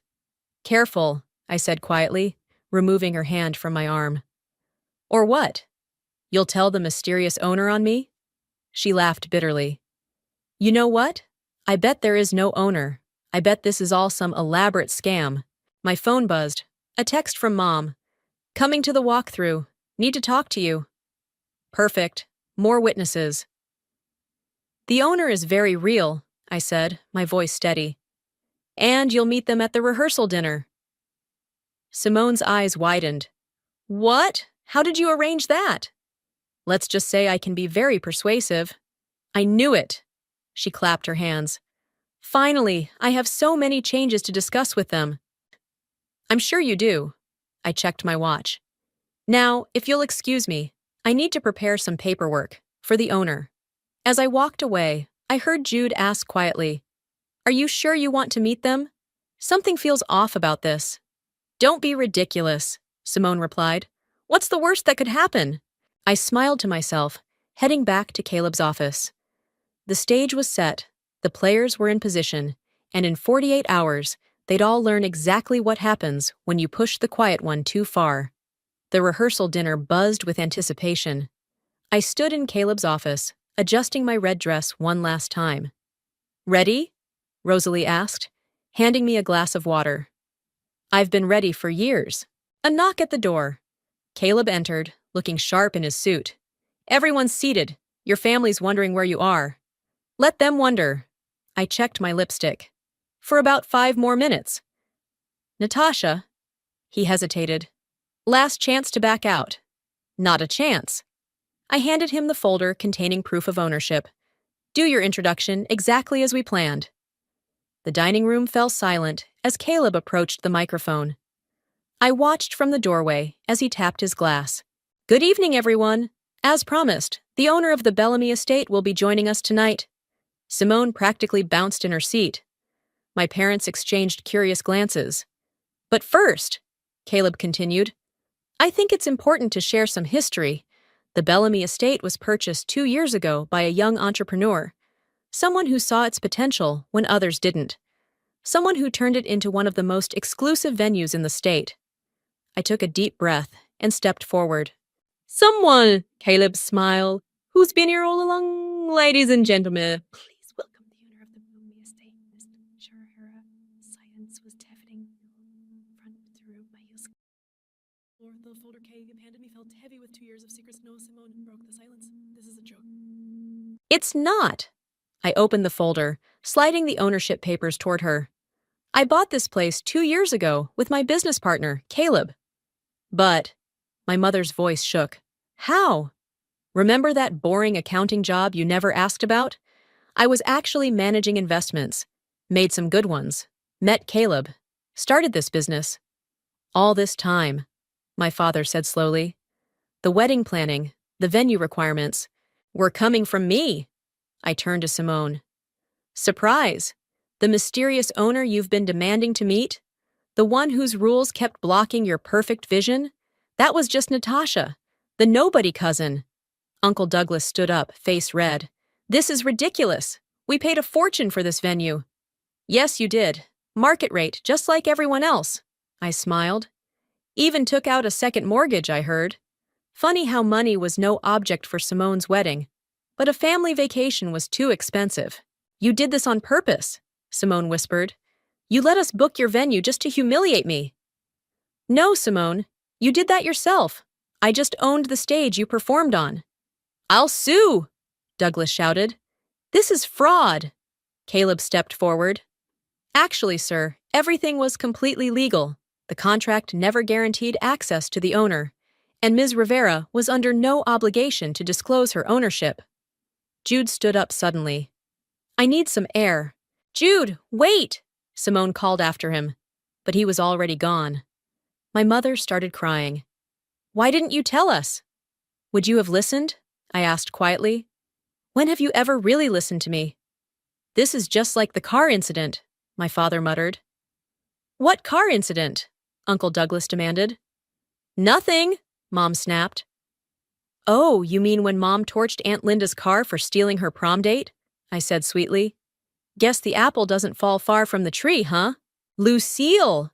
Douglas looked scandalized. You said that was an accident. The room erupted into chaos. Simone was crying.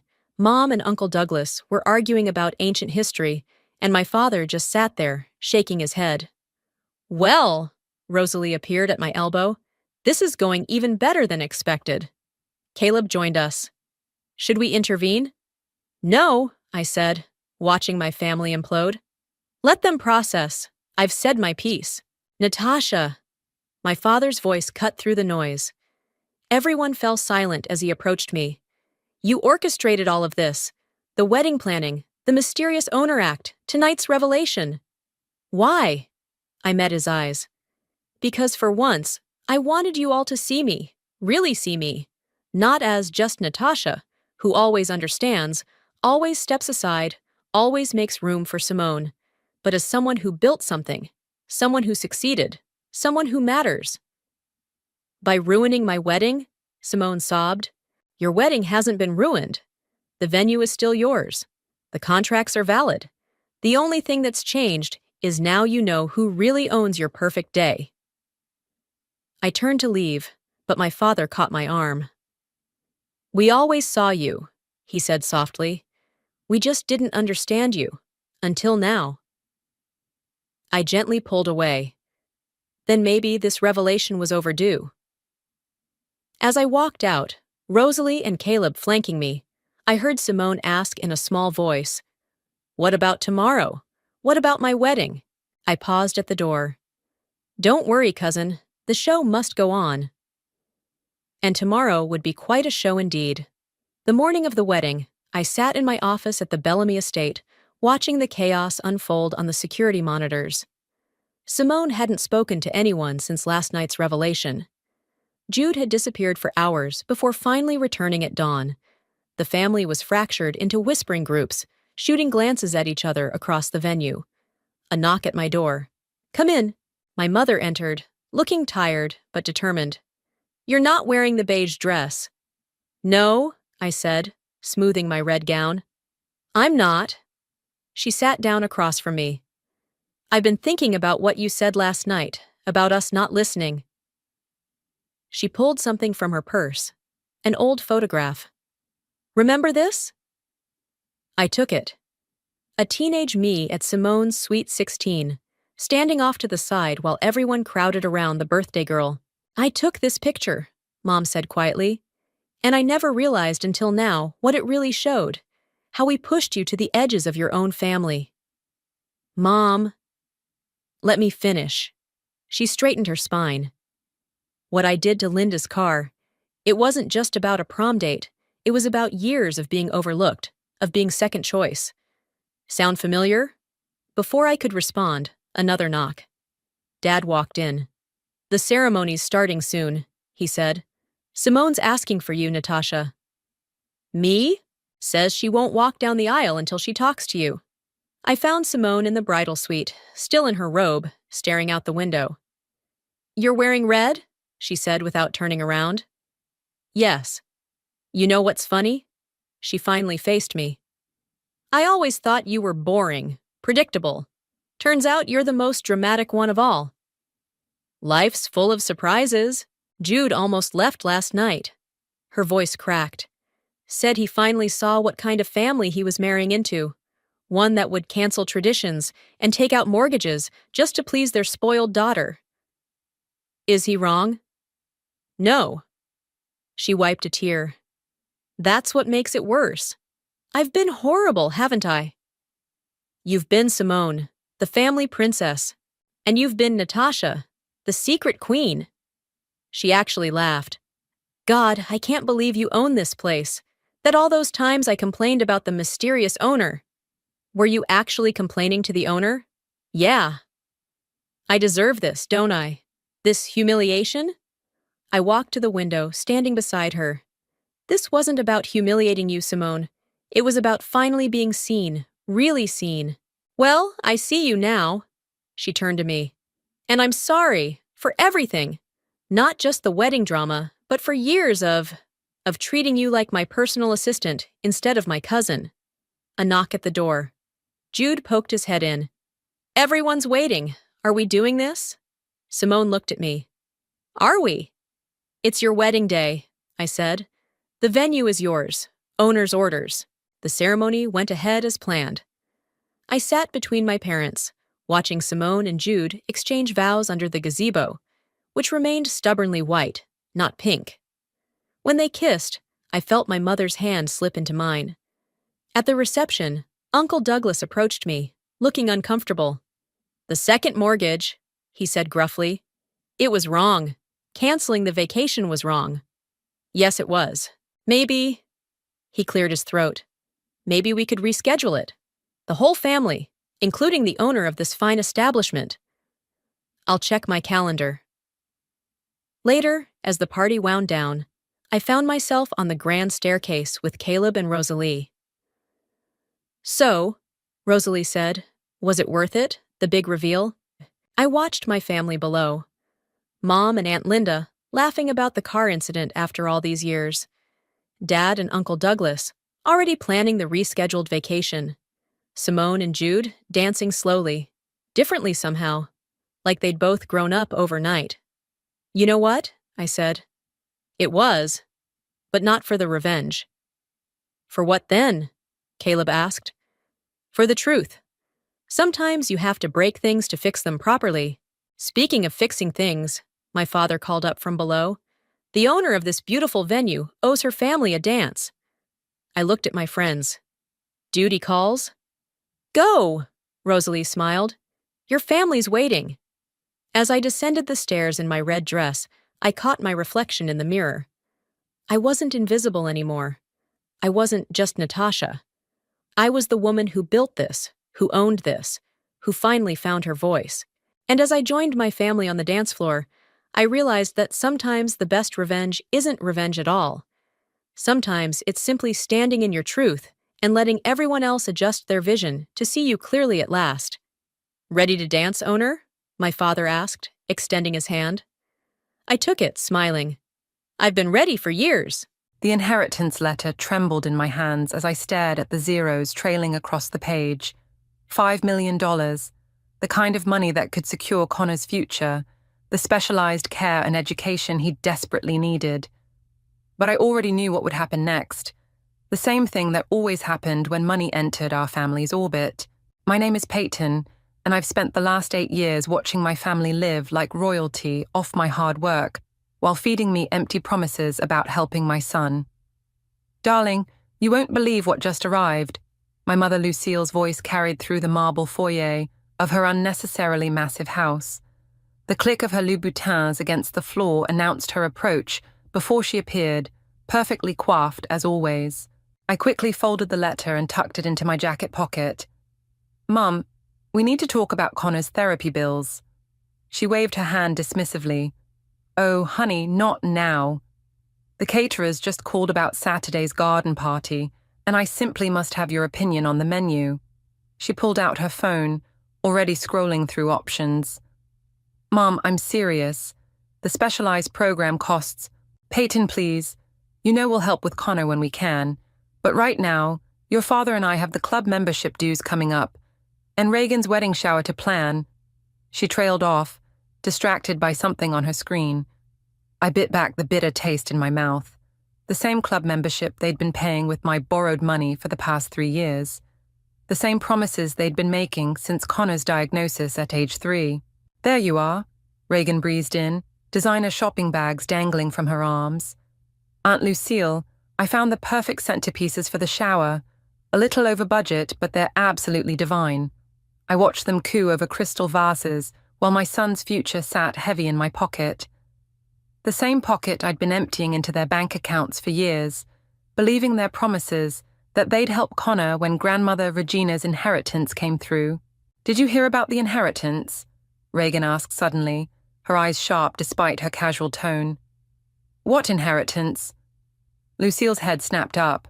I forced a confused smile. No, what inheritance? The lie felt strange on my tongue, but something in Reagan's expression made me hold back. I'd seen that look before. The same one she wore when she convinced me to loan her money for her business venture that mysteriously never materialized. My phone buzzed, a text from Connor's teacher. Connor had a difficult day, need to discuss additional support services. I should go, I said, standing up. Connor needs me. Oh, that boy, Lucille sighed. If you just consider that residential facility we talked about. He's not going to a facility, Mom. He needs specialized education and therapy, which you promised. We promise a lot of things, darling. Life is complicated. She turned back to Reagan. Now, about those centerpieces. I walked out, their voices fading behind me. In my car, I pulled out the inheritance letter again. Grandmother Regina had always been different from the rest of them. She'd seen Connor for who he was, not as a burden to be managed. My phone lit up with another text, this time from my father Don. Your mother mentioned something about Regina's will. Call me. I started the car, my decision crystallizing with each turn of the wheel. 8 years I'd watched them spend my money on parties and luxuries while my son struggled. 8 years of broken promises and dismissive waves. At a red light, I pulled out my phone and called Angela, my aunt who'd always stood slightly apart from the family's extravagance. I got the letter, I said when she answered. I know. Her voice was quiet. They're already planning how to spend it. Not this time. My hands tightened on the steering wheel. I'm done watching them take everything while giving nothing back. Be careful, Peyton. You know how they get when money's involved. That's exactly why I'm done playing nice. I caught sight of my reflection in the rearview mirror and barely recognized the determination in my own eyes. They want to talk about inheritance. Let's talk about inheritance. But this time, we're playing by my rules. As I pulled into Connor's school parking lot, I saw him waiting with his teacher, flapping his hands in that familiar way that meant he was overwhelmed. My beautiful, brilliant boy, who deserved so much more than empty promises and conditional love. Game on, I whispered, tucking the letter back into my pocket. The time for family loyalty was over. Now it was time for justice. The next morning, I arrived early at my parents' house, following the familiar sound of voices to their sun-drenched kitchen. I paused outside the door when I heard my name. Peyton's always been difficult, my mother was saying, especially since Connor. I mean, we love the boy, but she refuses to be practical about his situation. Have you seen the cost of those special schools she keeps talking about? Reagan's voice dripped with false concern. It would drain the inheritance in no time. I pressed myself against the wall, my heart hammering. They didn't know I was there yet. Regina always had a soft spot for her, my father added, but we can't let Peyton waste millions on my son.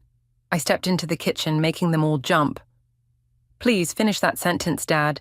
The silence was deafening. My mother recovered first, smoothing her silk blouse. Darling, we were just discussing. I heard exactly what you were discussing. I pulled out the inheritance letter and slapped it on the marble counter. And now we're going to discuss this. Reagan's eyes widened, darting between me and the letter. My mother snatched it up, her perfectly manicured nails crinkling the paper. 5 million, she breathed, then quickly composed herself. Well, of course, your grandmother meant this for the whole family. We'll need to discuss the most responsible way to... No. The word came out sharp enough to make her flinch. We won't, because there's nothing to discuss. The letter is addressed to me. But surely you understand, Reagan leaned forward, her voice honey-sweet, that Aunt Regina would want us to use this wisely. Those special needs programs you're looking at, they're so experimental, so uncertain. My phone buzzed. A video message from Connor's morning aide, my son beaming as he successfully completed his morning routine independently for the first time. The contrast between his pure joy and this room full of vipers made my chest ache. Uncertain? I held up my phone, playing the video. Look at him. Look at what he can do with just a little support. The support you all promised to help provide. Peyton, my father stepped forward. Be reasonable. We're family. Family? I laughed, and the sound was bitter even to my own ears. Family doesn't take hundreds of thousands of dollars from their daughter while promising to help their grandson, then spend it on garden parties and country club memberships. My mother's face went white. Those loans were what, Mom? Emergency assistance? Because I have the receipts, all of them. Every time you needed money for your lifestyle, while promising you'd help Connor once the inheritance came through. You're being dramatic, Reagan cut in. We all help each other. Really? I pulled out my phone again, opening my banking app. Should we go through the transfers? The $50,000 for your business venture that never existed. The $75,000 for Mom's kitchen remodel. Dad's boat. Now, see here. My father started, but I wasn't finished. I believed you. Every time you said you'd help Connor once you had the means.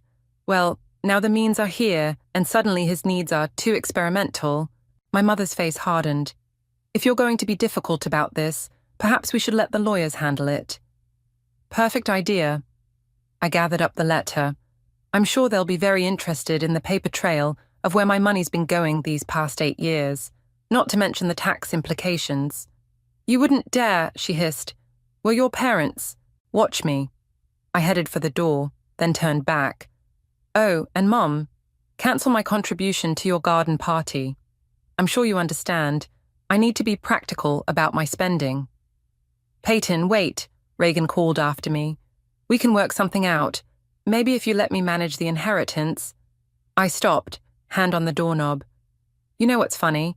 I actually came here hoping you'd prove me wrong. That you'd finally put Connor first, just once. The silence that followed told me everything I needed to know. I'll see you all at the garden party, I said, my voice steady despite the trembling in my hands. I think it's time everyone knew exactly what kind of family we really are. As I walked to my car, my phone buzzed again. Another video from Connor's aide, this time of him saying, "I love you, Mom," unprompted for the first time. I sat in my car, letting the tears fall freely. They weren't tears of sadness anymore, but of determination. My son was worth fighting for, and if my family wanted war, I'd give them one they'd never forget. I started the engine, already planning my next move. The garden party was in 3 days, and I had a story to tell. You need to see this, Angela said, spreading documents across her kitchen table. The afternoon sun cast long shadows over bank statements, emails, and handwritten notes. I've been keeping track ever since Regina got sick. I picked up a paper with my mother's distinctive handwriting. What am I looking at? Evidence.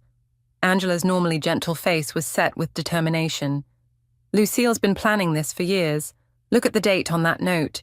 The note detailed plans for redirecting the inheritance, dated 3 years ago, right when my mother had convinced me to invest in their summer house renovation. There's more. Angela pulled out her laptop. Remember that business venture Reagan needed money for, the one that supposedly fell through? She pulled up a social media post showing Reagan on a yacht in the Mediterranean, dated the same week she'd claimed the business deal collapsed. Lost everything in the failed investment, the caption read, followed by a laughing emoji. My hands clenched into fists. They were never going to help Connor, were they? No, honey. Angela touched my arm. But Regina knew. Why do you think she left everything directly to you? A knock at the door made us both jump. Angela peered through the peephole, then quickly opened it. Get in here, quick. Reagan slipped inside, looking uncharacteristically disheveled. Peyton, thank God you're here. You have to help me. I stood up, gathering the papers. I think you've got that backwards. No, listen. She grabbed my arm. Aunt Lucille's losing it. After you left, she started making calls. She's trying to get the inheritance invalidated, claiming you're an unfit mother because of Connor's condition. The room went cold. She's what?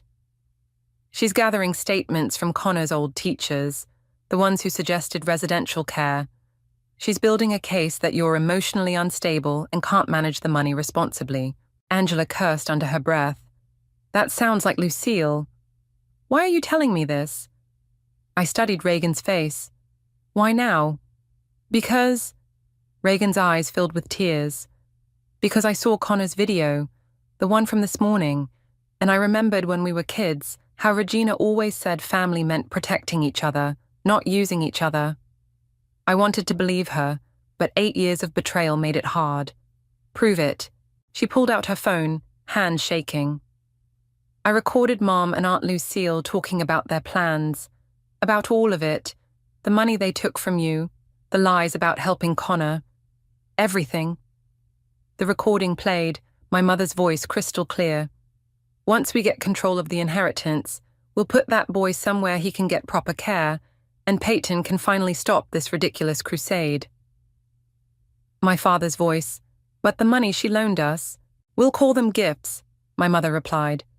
She has no proof otherwise. Who would believe her over us? I stopped the recording, feeling sick. When was this? An hour ago. Reagan looked at her feet.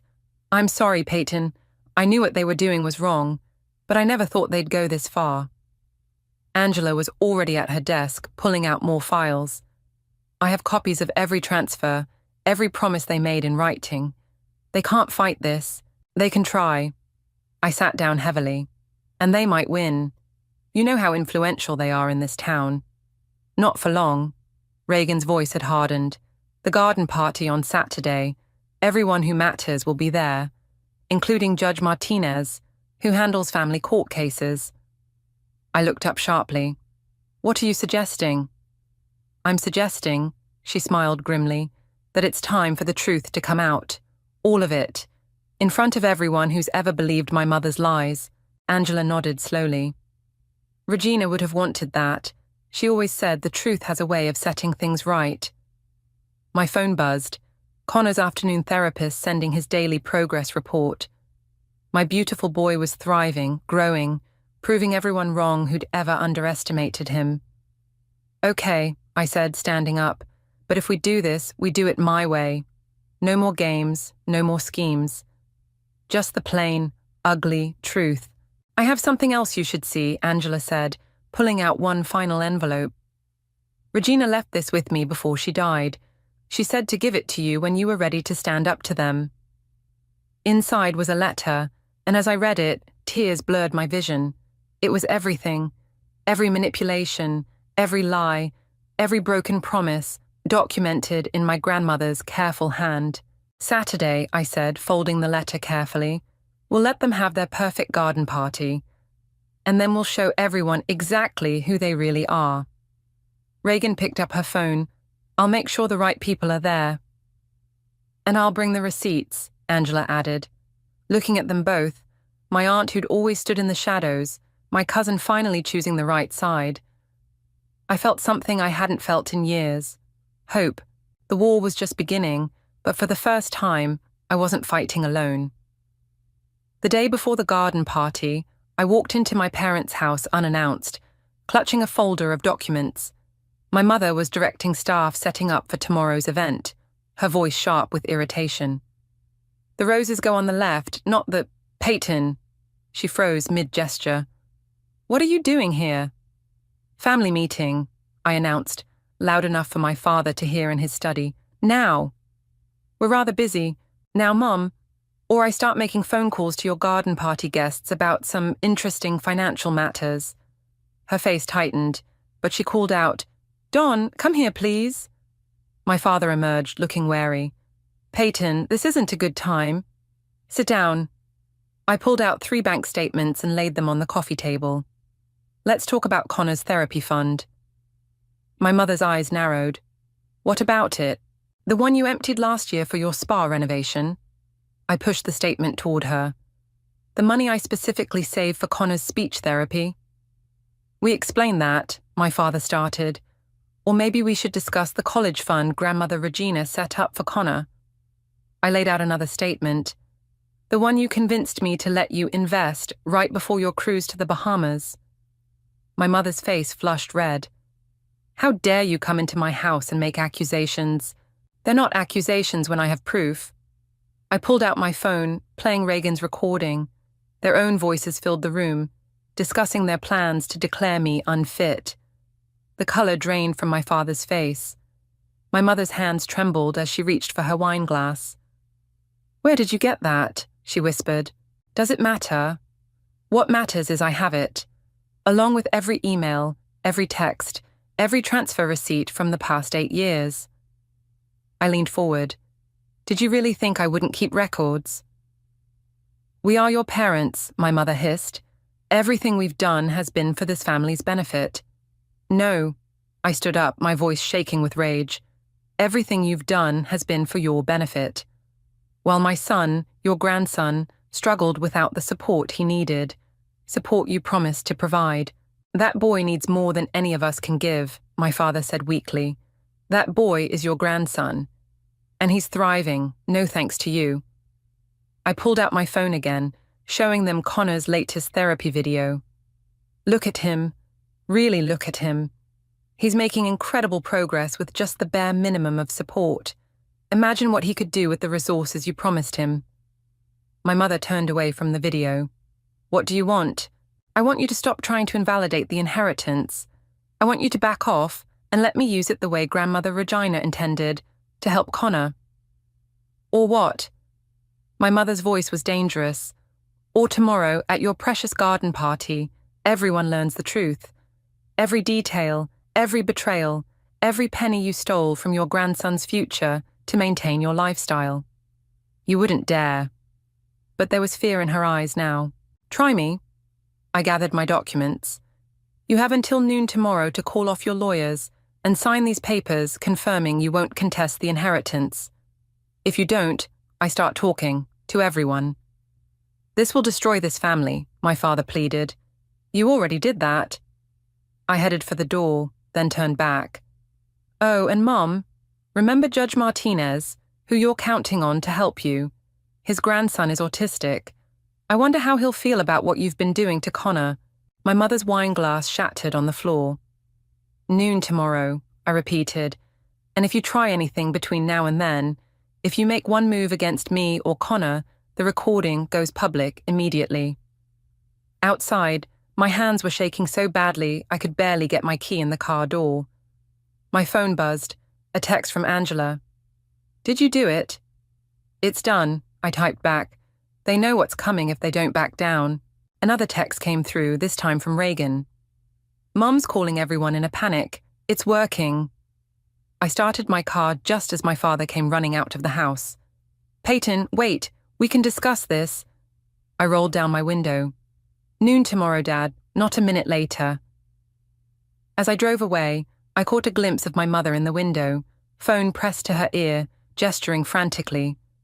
The carefully curated image she'd maintained for so long was cracking, and she knew it. My phone rang, Connor's aide. "He had an amazing day today," she said when I answered. "He wrote his whole name by himself." Tears pricked my eyes. "That's wonderful. I'll be there to pick him up in 10 minutes. I ended the call, feeling stronger than ever. Tomorrow would either end this war or escalate it beyond repair. Either way, I was ready. For Connor, I was ready for anything. The garden party was in full swing when I arrived at exactly noon. Crystal glasses clinked, string quartet music floated through the air, and my mother's social circle buzzed with their usual self-importance. My mother stood near the rose garden, checking her watch every few seconds. "You're late," she snapped when I approached. "It's exactly noon." I held up my phone displaying the time. "Where are the papers?" She glanced nervously at her guests. "This isn't the time or place." "Then I guess I should go talk to Judge Martinez." I turned toward the distinguished man by the fountain. "I'm sure he'd be interested in—" "Wait!" She grabbed my arm. "Don has the papers in his study, but please, can we do this quietly?" I followed her inside, where my father sat behind his desk, looking defeated. The papers lay unsigned in front of him. "Sign them," I said. "Peyton, please." My mother tried one last time. "Think about what you're doing to this family's reputation, like you thought about Connor's future when you emptied his therapy fund." A noise from the doorway made us turn. Reagan stood there with Angela and, to my shock, Judge Martinez himself. "I hope I'm not interrupting," the judge said, his eyes sharp. "But Reagan here was just telling me a fascinating story about misappropriated funds meant for autism therapy." My mother's face went pale. "This is a private family matter, is it?" The judge stepped forward. "Because as head of the family court and someone who personally understands the challenges of raising a child with autism, I'm very interested in this situation." My father's pen shook as he quickly signed the papers. My mother looked like she might faint. "Now," the judge continued, "shall we discuss this in private, or would you prefer to address your guests?" "You planned this," my mother accused, glaring at me. "No, Mom. You planned this years ago, when you decided your lifestyle was more important than your grandson's needs." The string quartet music drifted in through the windows, along with the murmur of guests surely wondering where their hostess had gone. "Sign the papers, Mom," Reagan said quietly, "or I start playing the recording out there." My mother snatched the pen and signed, tears of rage in her eyes. "You've ruined everything." "Actually," Judge Martinez interjected, "I believe you did that yourself. And we're not quite finished. There's the matter of the funds that were, shall we say, misappropriated." "I have all the documentation here," Angela stepped forward, holding up a thick folder. The next hour passed in a blur of legal terms and negotiations. By the end, my parents had agreed to repay every penny they'd taken from Connor's accounts, with interest. The judge made it clear that if they didn't comply, they'd face much worse consequences than social embarrassment. "Now," I said, gathering the signed papers, "you have a garden party to host. I suggest you put on your best smile and pretend everything's fine. It's what you're good at, right?" My mother straightened her designer dress, tears still threatening to fall. "You'll regret this." "No, Mom. The only thing I regret is believing your promises for 8 years while Connor suffered." As they headed back to their guests, Reagan touched my arm. "I recorded everything, just in case they try to back out." "Thank you." I turned to the judge. "And thank you for coming." He smiled sadly. "My grandson is the same age as Connor." The thought of someone denying him care for the sake of luxury. He shook his head.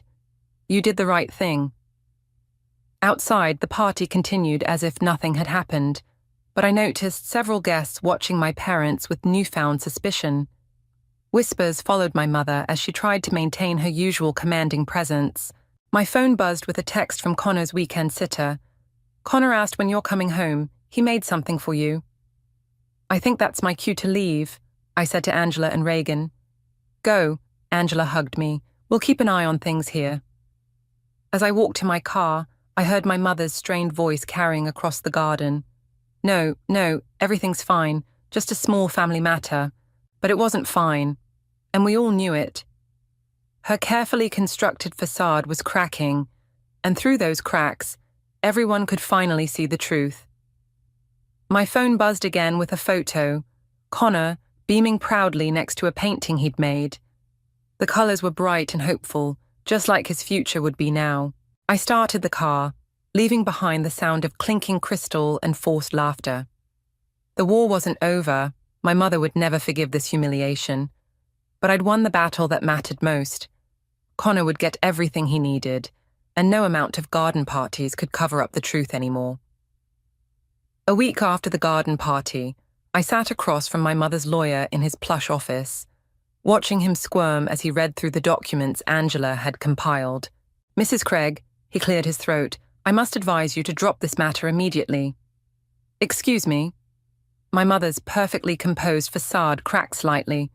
"These records," he spread out the papers, "bank transfers, emails, recorded conversations. The evidence is overwhelming. If this goes to court, you'll lose everything."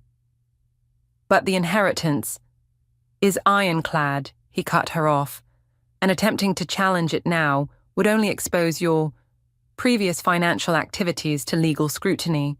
My mother's hands trembled as she reached for her water glass. "I want a different lawyer." "You can try," he said, standing up, "but any competent attorney will tell you the same thing. I'm withdrawing from this case." He turned to me.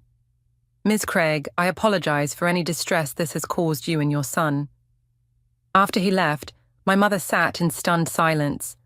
For the first time in my life, I saw her looking truly defeated. "It's over, Mum," I said quietly. "Just let it go." "Let it go?" She laughed bitterly. "Do you know what people are saying about us? The calls I'm getting. The club is reviewing our membership." "Maybe you should have thought about that before." A knock interrupted us. Reagan poked her head in. "Sorry, but you need to see this." She held up her phone, showing a social media post from one of my mother's closest friends. Heartbroken to learn how the Craig family treated their own grandson. As a grandmother myself, I cannot stand by silently. "It's going viral," Reagan said. "Everyone's sharing it." My mother grabbed her phone, frantically scrolling. Her face went ashen. They're talking about the truth," I finished for her. "That's what happens when it finally comes out." Her phone started ringing, the country club president's name flashing on the screen. She declined the call with shaking fingers. "What do you want?" she whispered. "Money? Public apology? What will make this stop?" "I want what I've always wanted," I said. "I want you to acknowledge what you did to Connor. I want you to make it right." "How?" "Start by repaying everything you took. Then, maybe consider actually being a grandmother to him." She looked up sharply. "You'd still allow that?" "That depends on you. He's not a burden to be managed or a problem to be solved. He's your grandson, and he's amazing." My phone buzzed. Connor's new specialized teacher sending a video. I played it for them. Connor successfully completing a complex task, his face lighting up with achievement. "This," I said, "is what proper support looks like. This is what your garden parties and club memberships stole from him." Reagan wiped tears from her eyes. "He's incredible." "Yes, he is." I stood up. "So what's it going to be, Mum? Are you ready to be part of his success story, or do you want to keep fighting a battle you've already lost?" She stared at the phone screen, where Connor's video was still playing. For a moment, I saw something crack in her perfect mask, something that looked almost like regret. I don't know how," she admitted quietly. "Start by coming to his therapy session tomorrow," I said. "Just watch, learn, see who he really is, not who you assumed he was." Another call came through on her phone, this time from her closest friend at the club. She declined it again. "Your social circle is crumbling," Reagan observed. "Maybe it's time to build something real instead." My mother was silent for a long moment, watching Connor's video loop again. Finally, she looked up. "What time tomorrow?" 10 a.m., I said. "Don't be late." As Reagan and I left the lawyer's office, she grabbed my arm. "Do you really think she'll come?" "I don't know," I admitted, but for the first time she's facing real consequences. Sometimes that's what it takes to change. My phone buzzed with a text from Angela. "Don just called. He wants to know if he can come to Connor's therapy too." I showed Reagan the message. She smiled. "Maybe there's hope after all." "Maybe," I agreed, "but this time, they have to earn it." Walking to my car, I felt lighter than I had in years. The war wasn't over, but the battlefield had shifted. Now, instead of fighting against my family, maybe, just maybe, we could start fighting for Connor together. But first, they had to prove they deserved the chance. At exactly 9:55 a.m., my parents' luxury SUV pulled into the therapy center's parking lot. I watched from the window as my mother checked her reflection, then actually wiped her eyes before stepping out. "They came," Connor's therapist Sarah whispered beside me. "Are you ready for this?" "No," I admitted, "but Connor is." My son sat at his therapy table, arranging his cards with focused determination. He'd made so much progress in just the few weeks since I'd secured the inheritance and started his intensive program. The door chimed. My parents entered, looking completely out of place in their designer clothes. "Hi, buddy," my father said awkwardly. Connor continued arranging his cards, not looking up. "He needs time to process new people in his space," Sarah explained gently. "Why don't you sit and observe?" My mother perched on the edge of her chair like she was afraid it might bite her. What is he doing?" "Creating a visual schedule," I explained. "It helps him understand and prepare for his day." "Done," Connor announced proudly, looking up. His eyes landed on my parents and he tilted his head. "Grandma? Grandpa?" "Yes, sweetheart." My mother's voice cracked slightly. "We came to see you." Connor turned to me. "They came to see me?" "They did," I nodded. "Would you like to show them what you've been working on?" He considered this for a moment, then grabbed his communication tablet. With quick, practiced movements, he pulled up his latest achievement, a complex series of sentences he'd constructed himself. "Look," he said, pressing play. The tablet spoke in its electronic voice. "My name is Connor. I am 8 years old. I like dinosaurs and numbers.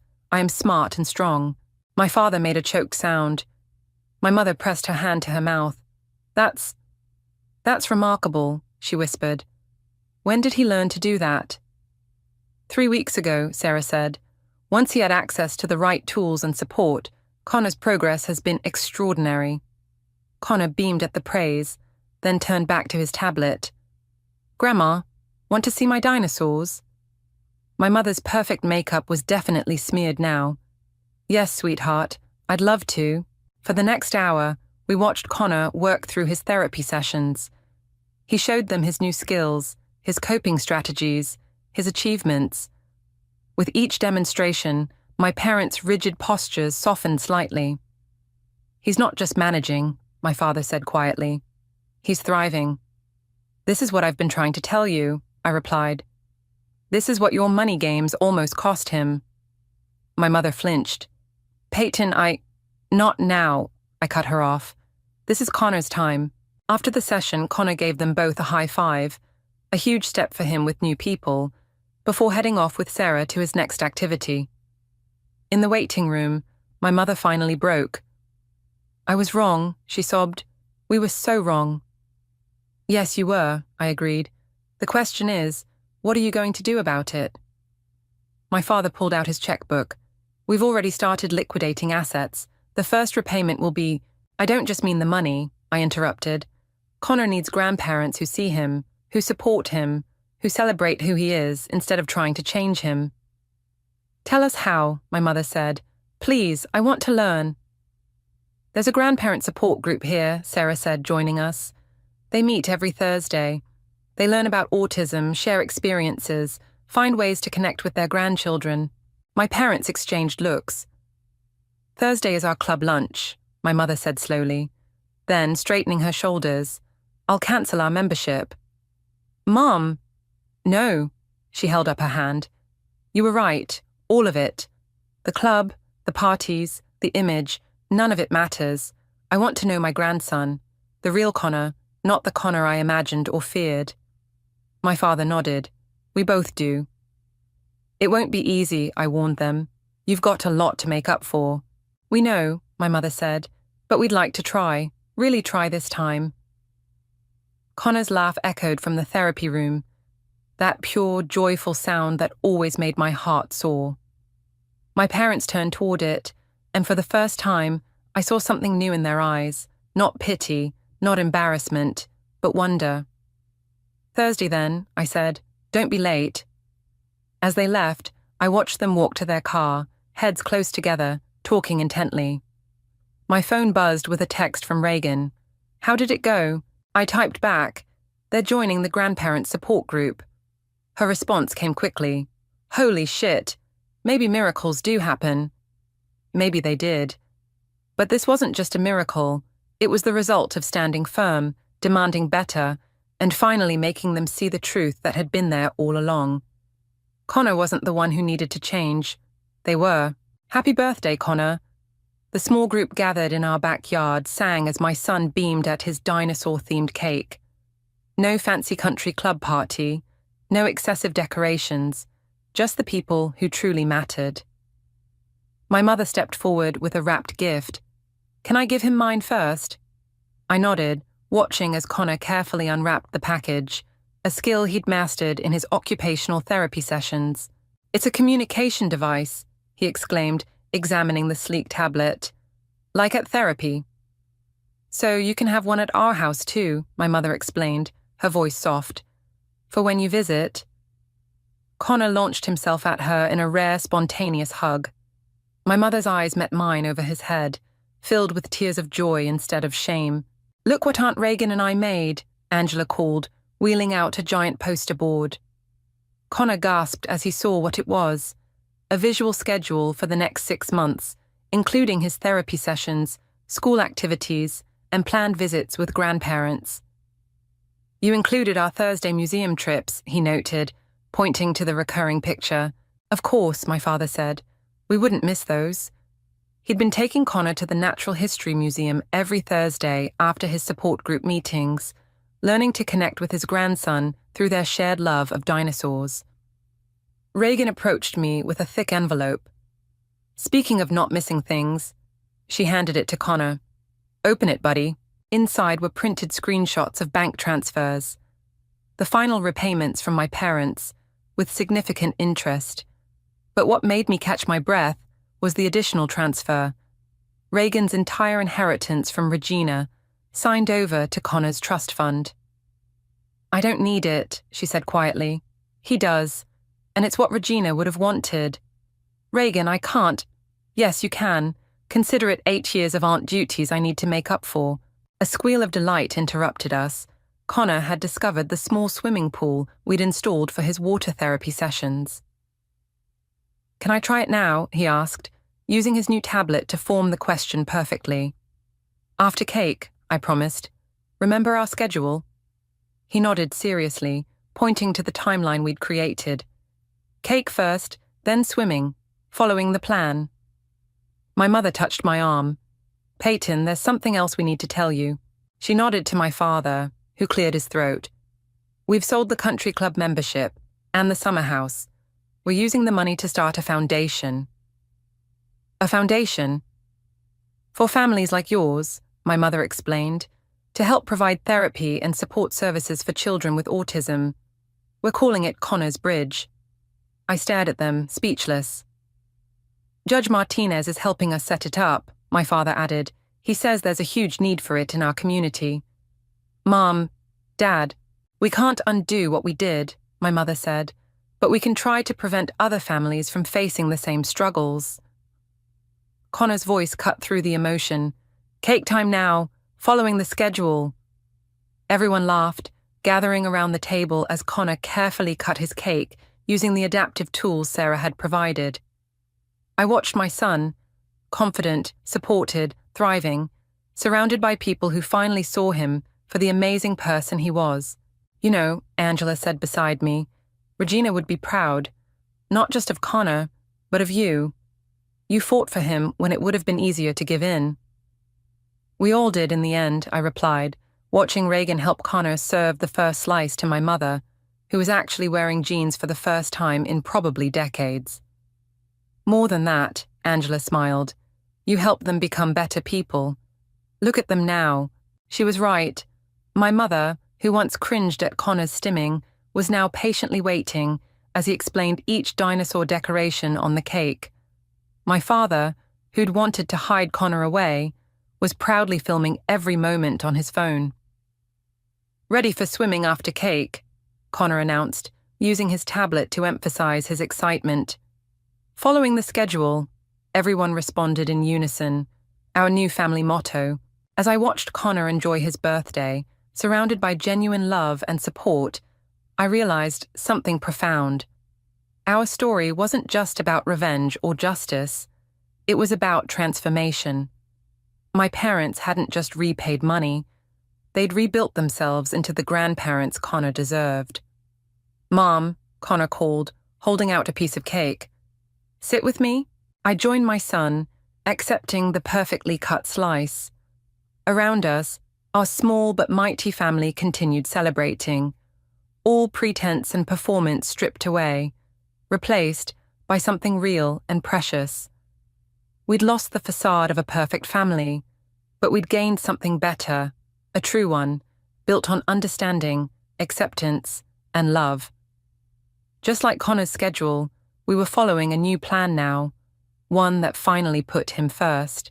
The champagne glass trembled in my hand as I watched my father kiss his new bride. 28 years of memories crashed through my mind like a tidal wave.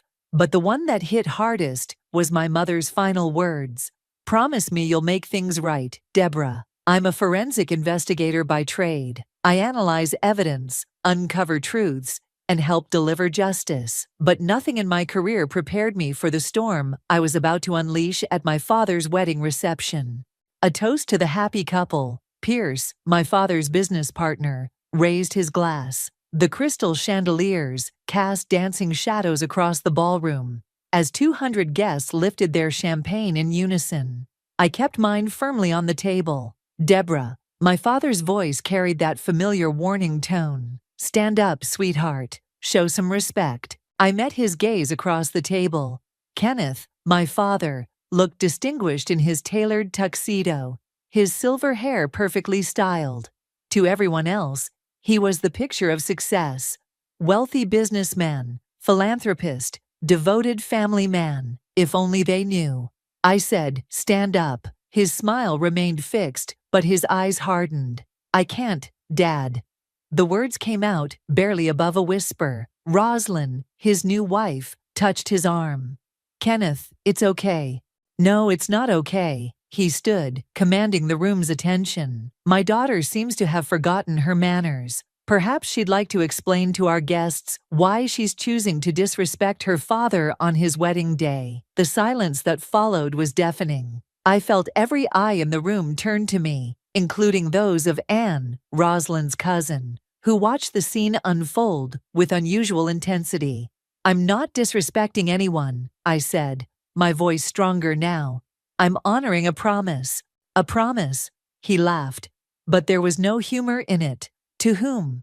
To Mom. The color drained from his face.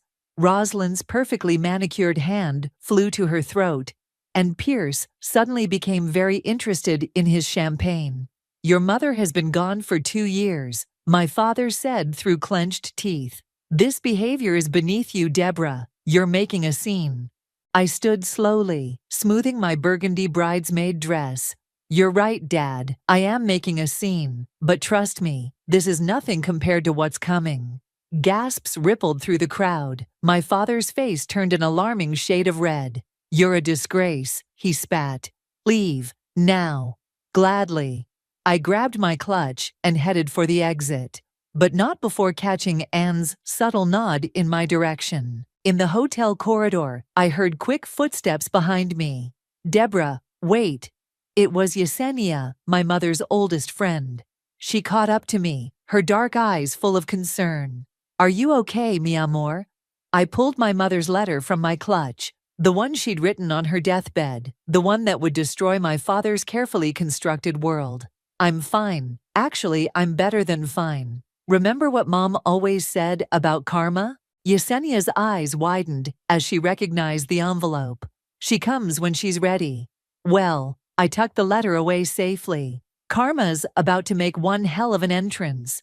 "Be careful, Deborah. Your father has it coming." I squeezed her hand. "Trust me, this is just the beginning." As I walked toward the elevator, my phone buzzed with a text from an unknown number. "Meet me at the hotel bar in 10 minutes. We need to talk. Anne." I smiled, remembering the knowing look she'd given me during the toast. Maybe I wasn't as alone in this as I thought. In the elevator mirror, I studied my reflection. I had my mother's features, the same dark hair, olive skin, and determined set to my jaw. The same fire in my eyes that refused to be extinguished. "I'm doing this for you, Mom," I whispered to my reflection. "He thought he could bury the truth with you, but he was wrong. So wrong." The elevator doors opened to the lobby, and I headed toward the bar, my heels clicking against the marble floor like a countdown. In my clutch, the letters seemed to pulse with energy, 6 pages of truth that would shatter my father's perfect new life. Let him call me a disgrace. Let him try to silence me. But Mom taught me that some promises are sacred, and some truths refuse to stay buried. As I pushed open the heavy wooden doors to the bar, I spotted Anne already waiting in a corner booth, 2 martinis on the table. The real show was about to begin, and this time, I wouldn't be the one leaving in disgrace. That honor belonged to my father, and his time was running out. I straightened my spine and walked toward Anne's table, each step bringing me closer to the revenge my mother deserved. Sometimes karma needs a little help, and I was more than happy to give her a push in the right direction. "Your mother knew, didn't she?" Anne slid one of the martinis toward me as I sat down. "About Kenneth's dealings with Pierce?" I took a careful sip, studying her face. "Why don't you tell me what you know first?" "Fair enough." Anne leaned forward, her voice dropping. 3 months ago, I was working late at the investment firm. I handle accounts for some of Rosalind's clients. I overheard Pierce and your father discussing some creative accounting methods. The memory of my mother's last days crashed over me like a wave. I was sitting by her hospital bed, holding her trembling hand as she whispered, "The safe in his office. There's proof." "Deborah," Anne's voice pulled me back. "Sorry, it's just," I pulled out Mom's letter. 2 years ago, my mother called me to her hospital room. She was so weak, but her mind was sharp as ever. She handed me this letter and made me promise not to open it until Dad remarried. "What's in it?" I traced the sealed envelope with my finger. Evidence, account numbers, dates, names. Mom was an accountant before she got sick. She noticed discrepancies in Dad's books, started digging. What she found? I shook my head. Let's just say my father's perfect reputation is built on quicksand. "Show me," Anne said. "Why should I trust you?" She pulled out her phone, opened a recording app, and played a conversation. I recognized my father's voice immediately. "Pierce, move the funds offshore before the audit. Use the usual channels, and make sure Rosalind doesn't find out. She's not as understanding as Natasha was." My hands clenched into fists. He drove her to her grave with his lies, and now he's doing the same to Rosalind. "That's why I'm here," Anne said. "Rosalind's like a sister to me. I won't let him destroy her like he destroyed your mother." The bartender approached, and we fell silent until he passed. "There's more," I said quietly. "Mom mentioned something about another woman, someone from before she met Dad, but she was too weak to explain further. I might be able to help with that." Anne pulled out a folded newspaper clipping from her purse. Found this while doing some research. It's from 25 years ago. The yellowed paper showed a younger version of my father, with a woman I didn't recognize, both smiling at some charity event. The caption read, "Local businessman Kenneth and partner Maria celebrate successful fundraiser." Maria, my throat went dry. He never mentioned her. Keep reading. The article mentioned Maria's sudden departure from the charity board due to personal reasons. The timing aligned perfectly with when my parents first met. Your mother knew about her, Anne said. It's all in her financial records, regular payments to an offshore account, starting right before Maria disappeared. My phone buzzed. A text from Yesenia. Your father's looking for you. Be careful, mi amor. He's furious.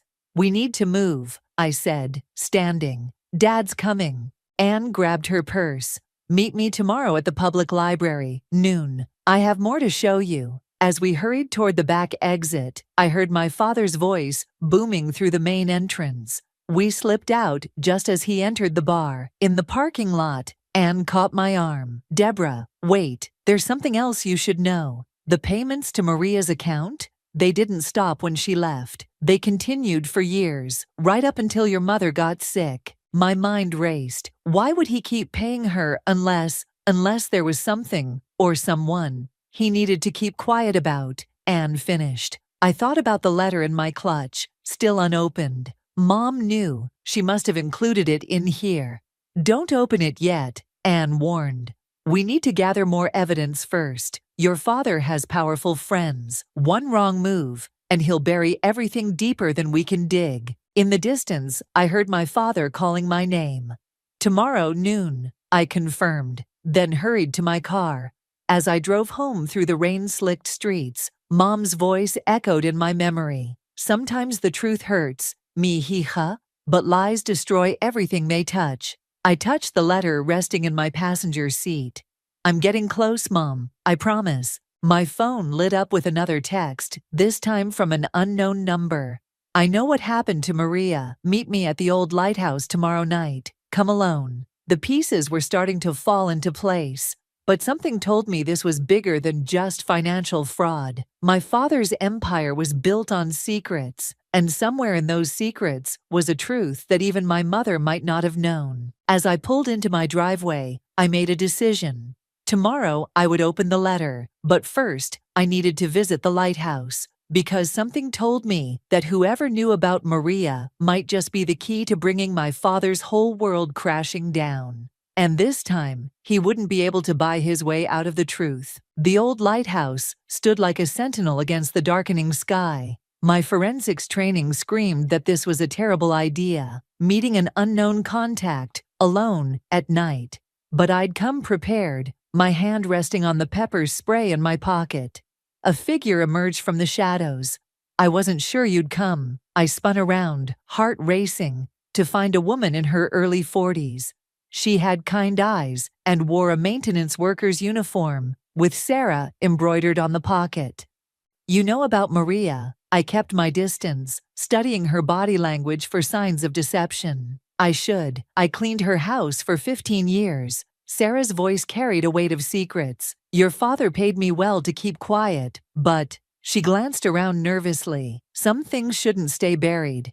Tell me everything. Not here. She gestured toward the lighthouse keeper's cottage. Inside. The cottage was small but well maintained. Sarah locked the door behind us and drew the curtains. I'm the lighthouse keeper now, she explained. Have been for 10 years. It's quiet, isolated, perfect for keeping secrets.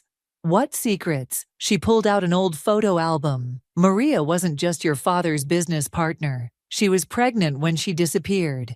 My knees went weak. I sank into a chair as Sarah opened the album. The first photo showed Maria, clearly pregnant, standing in front of a Christmas tree. When was this taken? December 1992, 3 months before you were born. The implications hit me like a physical blow. Are you saying Maria had a daughter? Sarah turned the page to reveal a baby girl with dark curls. Your half-sister, Sabrina. My phone buzzed. Anne texting about our library meeting. I ignored it, too focused on the photos before me. Where is she now? My voice shook. Living in Seattle. She's a doctor. Sarah pulled out a business card. She knows everything Deborah has known for years, but your father's lawyers made it clear. Stay quiet or lose everything. Does my mother's letter mention her? Sarah's eyes widened. Natasha left you a letter. Haven't opened it yet. I was waiting to... A car door slammed outside. Sarah rushed to the window. Pierce's car. How did he... The text, I realized. He must have traced my phone. Sarah grabbed the photo album and shoved it into my hands. Back door, through the garden. There's a path to the beach. Go. I clutched the album and ran. Behind me, I heard Pierce's voice. Sarah, we need to talk. The path was treacherous in the dark, but fear made me sure-footed. I reached my car, parked a block away, and drove straight to Anne's house. She opened the door in her pajamas. Deborah, what's wrong? I have a sister. I thrust the album at her. Anne Pierce is trying to stop me from finding her. Anne's living room became our war room. We spread the photos across her coffee table, along with Mom's still unopened letter and the evidence Anne had gathered. Look at this. Anne pointed to a photo's timestamp. March 15, 1993, the day you were born. Maria was still pregnant. That's impossible unless... The realization hit me. Twins, separated at birth, one given to Maria, one to your mother. Anne's voice was gentle. Your father made a choice. My phone rang. Yesenia, mi amor, your father knows you met someone at the lighthouse. He's furious. Says you're destroying the family. He destroyed it first, I replied. Tell him karma's coming. After hanging up, I finally reached for Mom's letter. It's time. Anne squeezed my hand as I broke the seal. 6 pages of my mother's careful handwriting spilled out, along with a USB drive. The first lines made my heart stop. My dearest Deborah, if you're reading this, I'm gone, and your father has remarried. There's something you need to know about the day you were born. Wait. Anne grabbed her laptop. Let's check the drive first.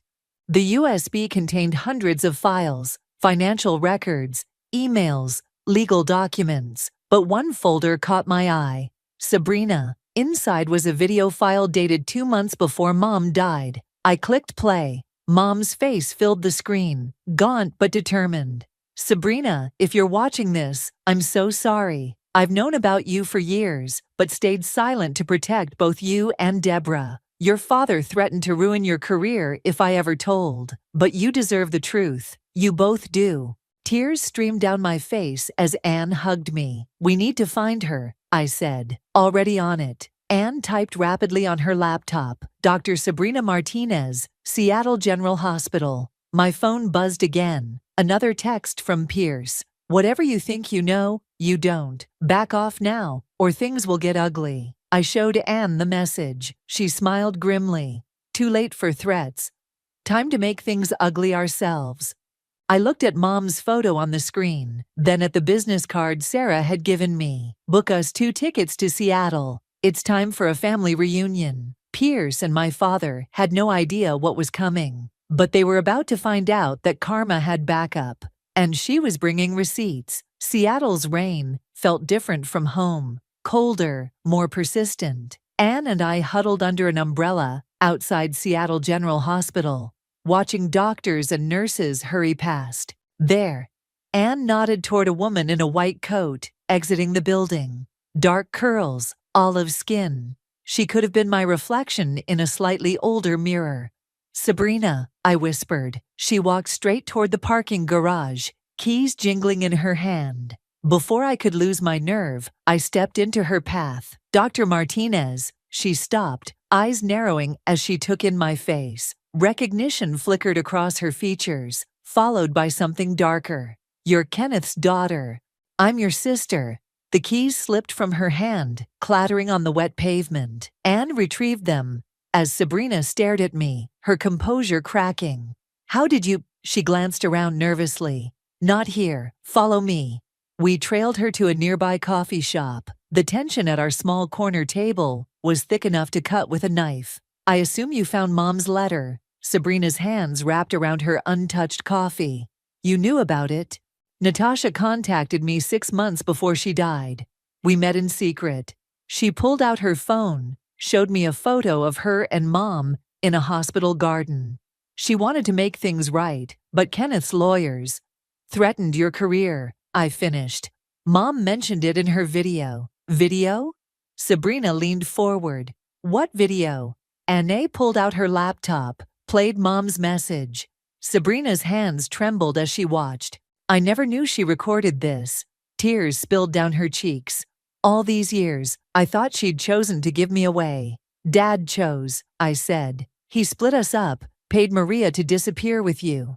And now he's about to pay for it, Anne added, opening another file on her laptop. Look what we found in Natasha's records. The spreadsheet detailed years of payments, not just to Maria, but to judges, regulators, even hospital administrators, a systematic web of bribes and blackmail. Pierce helped set it all up, Sabrina said. He was there the day I was born, handled all the paperwork, made sure there was no official record of twins. My phone buzzed, a text from Yesenia. Pierce is in Seattle. He's looking for you. We need to move fast, Anne said. These records prove everything, but we need more, something recent. Sabrina's expression hardened. I can help with that. Pierce has been paying me too, monthly deposits to keep quiet. I've kept every receipt, every email. Why didn't you expose them yourself? I asked. Because of Maria, my other mother. Kenneth threatened to cut off her medical care if I talked. She has MS, needs constant treatment. That's why you became a doctor, I realized. She nodded. To take care of her myself. But now, she pulled out her own USB drive. I've been gathering evidence for years. Bank statements, recorded conversations, everything. Anne's laptop chimed. An email alert. She went pale. Pierce just transferred $5 million offshore. They're moving money out of the country. They know we're here, I said. Dad must have people watching the hospital. Let them watch. Sabrina's voice was steel. I'm done hiding. A man in a dark suit entered the coffee shop, scanning the room. Pierce's security. Back door, Sabrina whispered. My car's in the alley. We slipped out just as more suits arrived. Sabrina drove us to a small house on the outskirts of the city. Maria's place, she explained, unlocking the door. She's at a treatment center this week. We'll be safe here. Inside, Sabrina led us to a home office filled with filing cabinets. Everything's here, every payment, every threat, every lie. Enough to destroy them, Anne asked. Enough to put them in prison. My phone rang. Dad's number. I put it on speaker. Where are you? His voice was deadly calm. With my sister. Silence. Then, don't do this, Deborah. You'll regret it. Like you regret abandoning Sabrina, or threatening Maria, or driving Mom to her grave. I gave you everything, he exploded. A perfect life, built on lies. Sabrina cut in. Hello, Father. I heard him inhale sharply. Sabrina, be reasonable. Think about your mother. I am, both of them. She met my eyes. It's over, Kenneth. The truth comes out tomorrow. You'll destroy everything, he warned, including yourselves. No, I said. Just you. I hung up as headlights swept across the windows. Pierce's car. The files, Anne said urgently. We need to get them out. Sabrina smiled grimly, handed her a key. Already done. Everything's in a safety deposit box at First National, under Mom's maiden name. As Pierce's men approached the house, we slipped out through the basement, emerging 2 blocks away where Yesenia waited in her car. Ready? She asked. I looked at Sabrina, saw my own determination mirrored in her face. Tomorrow, we'd release everything to the media. Tonight, we'd prepare for war. Ready, we said together, because some truths refuse to stay buried, and some sisters refuse to be separated again. The restaurant was Dad's choice, an upscale Italian place where he'd always conducted his most important business. Tonight, he'd requested a family dinner to sort things out. Sabrina and I knew better. He'll try to buy us off, Sabrina whispered as we walked in. That's his solution to everything. Dad stood as we approached, Rosalind beside him looking uncomfortable. Pierce lurked at a nearby table, pretending to be having a separate dinner. My daughters, Dad said loudly enough for nearby tables to hear, arms spread wide. Please, sit. Both of them now. Rosalind's voice shook. Kenneth, what's going on? Not here, dear. He shot her a warning look. A waiter appeared with wine. Dad raised his glass. To family reunions. Neither Sabrina nor I touched our glasses. Is still sulking? He sighed. Fine, let's talk business. He pulled out a checkbook. Name your price. You think you can buy our silence? Sabrina's voice was ice. Like you bought Maria's? Rosalind's head snapped up. Who's Maria? Nobody, Dad said quickly. Ancient history. I'm nobody? Sabrina pulled out her phone, showed Rosalind the old photos. I'm his daughter, his firstborn. Well, technically, we both were. Rosalind's face went white. Twins, Kenneth, you told me Deborah was your only child. He tells a lot of lies, I said, sliding Mom's letter across the table. Read it. Dad's hand shot out to grab the letter, but Sabrina was faster. She handed it directly to Rosalind, who began reading with trembling hands. Don't, Dad warned. Rosalind, put that down. Why? Her voice rose. What are you afraid I'll find out? Pierce stood, moving toward our table, but Anne appeared from nowhere, sliding into the seat next to Rosalind. Keep reading, she encouraged. The best part's on page 4. Dad's face turned purple. This is family business. Family? I laughed. You separated twins at birth, paid off doctors, judges, and God knows who else. Threatened a sick woman's medical care to keep your daughter quiet. That's not family. That's organized crime. Everything I did was for this family. No, Sabrina said quietly. Everything you did was for yourself.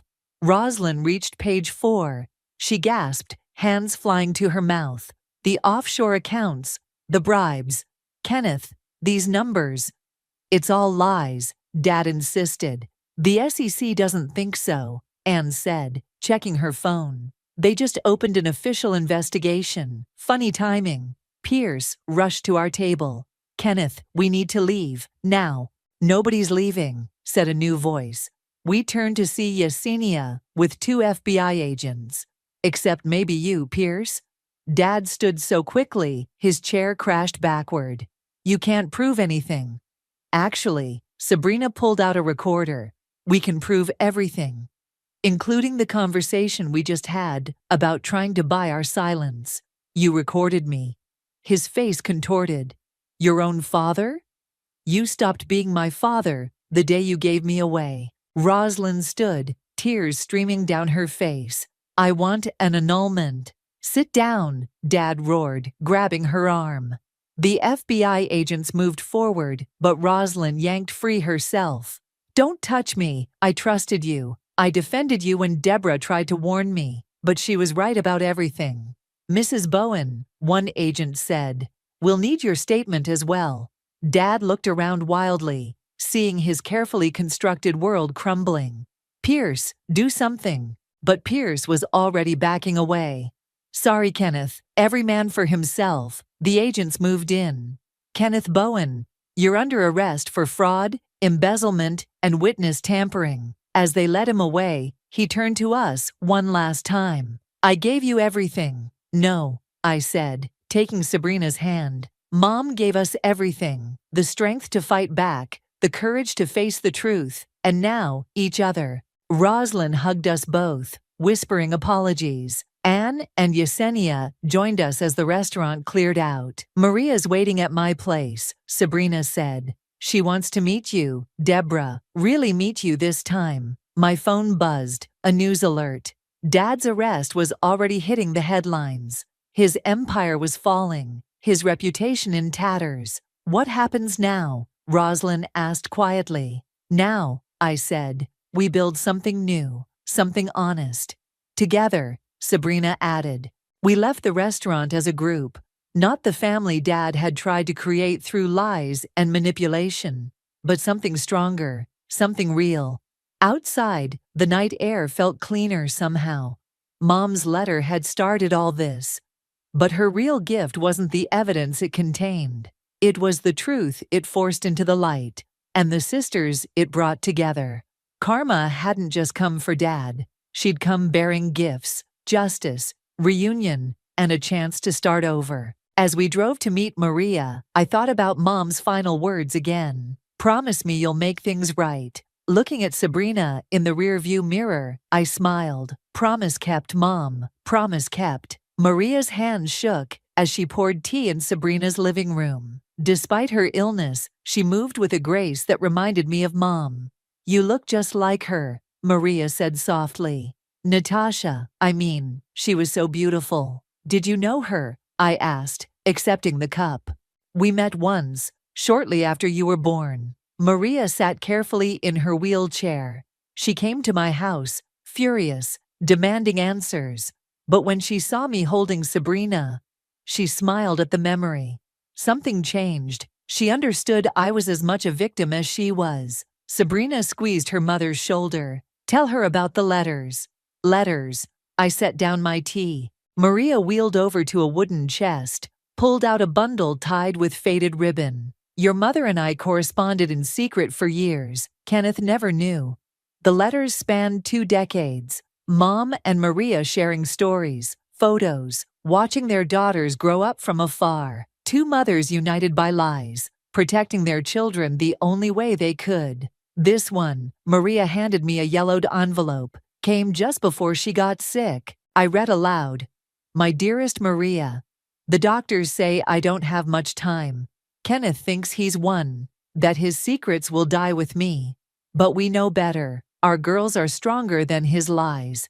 When the time comes, they'll find each other. And when they do, keep reading, Sabrina urged. When they do, give them the key. It's time they knew everything. Maria pulled a small key from her necklace. This opens a storage unit in downtown Seattle. Everything's there. Every document, every photo, every piece of evidence your mother and I collected over 20 years. But the FBI already has. This is different, Sabrina interrupted. This is personal, family history, things Dad doesn't even know exist. A knock at the door made us jump.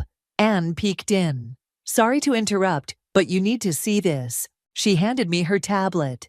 On screen, Pierce was giving a press conference outside the police station. Kenneth acted alone. He was saying, I had no knowledge of his illegal activities. In fact, I was the one who first alerted authorities. Liar, Maria's voice cracked. He was there the day you were born. He arranged everything. We can prove it, I said, with Mom's evidence and yours. There's more. Anne looked grim. Your father made bail, and he's calling an emergency board meeting tomorrow. Sabrina stood. He's going to try to hide the money, transfer everything before the courts can freeze it. Not if we stop him. I turned to Maria. Where's this storage unit? An hour later, we stood in front of a wall of boxes, each one meticulously labeled, dated, organized. Mom's accounting skills merged with Maria's attention to detail. Look at this, Anne called out. She'd found a laptop, ancient but preserved. It's got all the original files, the ones Pierce deleted from the company's servers. And this. Sabrina held up a manila envelope. Recordings of Pierce and Dad planning the cover-up. From 1993, my phone rang. Roslyn. Deborah, Pierce just called an emergency meeting of his own. Something about restructuring the company before the scandal hits. When? Tonight, some warehouse by the pier. He's gathering all the board members who are still loyal to your father. I looked at the evidence surrounding us, then at my sister. Want to crash a party? Sabrina's smile was pure mischief. I'll drive. We loaded the most damaging evidence into her car. Anne coordinated with the FBI, while Roslyn texted us the warehouse address. Be careful, Maria warned. Kenneth is dangerous when cornered. So are we, Sabrina and I said, in unison. The warehouse was lit up. Expensive cars parked outside. Through the windows, we could see Pierce addressing a room full of suits. Ready? Sabrina asked, clutching Mom's laptop. I held up Maria's key. Born ready, We walked in just as Pierce was saying, "And with these new arrangements, the company's assets will be fully protected." Protected from what, Pierce? My voice cut through the room. The truth? The board members turned, murmuring as they saw us. Sabrina held up the laptop. Maybe we should play them the highlights reel. Starting with March 15th, 1993, Pierce's face went ashen. "Security. They're busy," Anne called from the doorway. Talking to the FBI agents outside, the room erupted in chaos. Board members rushed for the exits. Pierce tried to delete files from his phone. And through it all, Sabrina and I stood firm. "It's over," I said. "For you and Dad both." "You don't understand what you're doing," Pierce pleaded. "The company will survive," Sabrina cut in. "Under new leadership, honest leadership." As FBI agents entered the warehouse, I thought about Mom and Maria, two women who never gave up, who kept gathering evidence year after year, protecting their daughters and waiting for the right moment. That moment had finally come. And as Pierce was led away in handcuffs, I realized this wasn't just about revenge anymore. It was about justice, truth, and the family we chose to be. The family we were always meant to be. The courthouse steps were crowded with reporters when Dad arrived for his arraignment. He walked with his usual confidence, but his designer suit couldn't hide the defeat in his eyes. "Ready?" Sabrina squeezed my hand as we watched from across the street. Before I could answer, a familiar voice called out, "Girls, wait!" We turned to see Maria being helped out of a taxi by Yesenia and Anne. Despite her wheelchair, she radiated strength. "I need to face him too," she said. Together, we crossed the street. The reporters surged forward, cameras flashing. "Kenneth!" Maria's voice carried across the crowd. Dad froze mid-step. "Maria?" His composure cracked. "You can't be here." "Can't?" She wheeled forward. "Like I couldn't keep my baby. Like I couldn't tell the truth. Those days are over, Kenneth." The reporters went wild, shouting questions. Dad's lawyer tried to hustle him inside, but he stood rooted, staring at his past come back to haunt him. "Miss Bowen," a reporter thrust a microphone at me. "Is it true you discovered you had a twin sister?" "Actually," I said clearly, "I discovered I had a family, a real one. Not the lie my father built." "Mr. Bowen, did you really separate twins at birth?" Dad finally snapped. "Everything I did was for them. To give them better lives."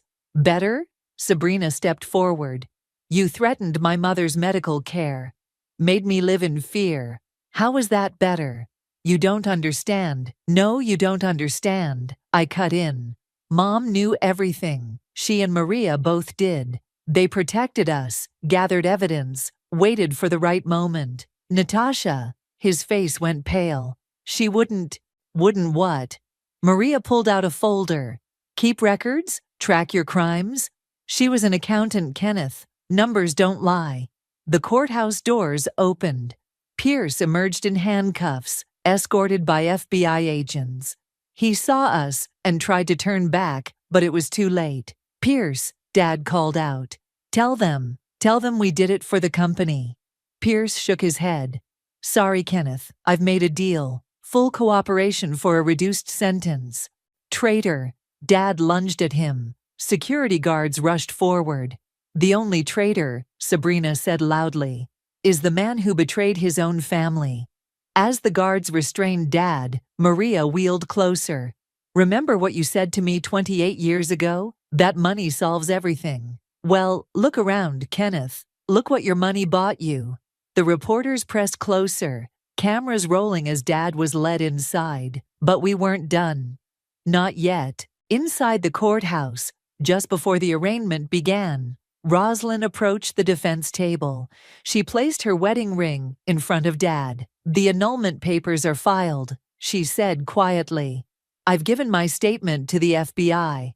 Rosalind, please, save it." She turned to us. "I'm testifying for the prosecution."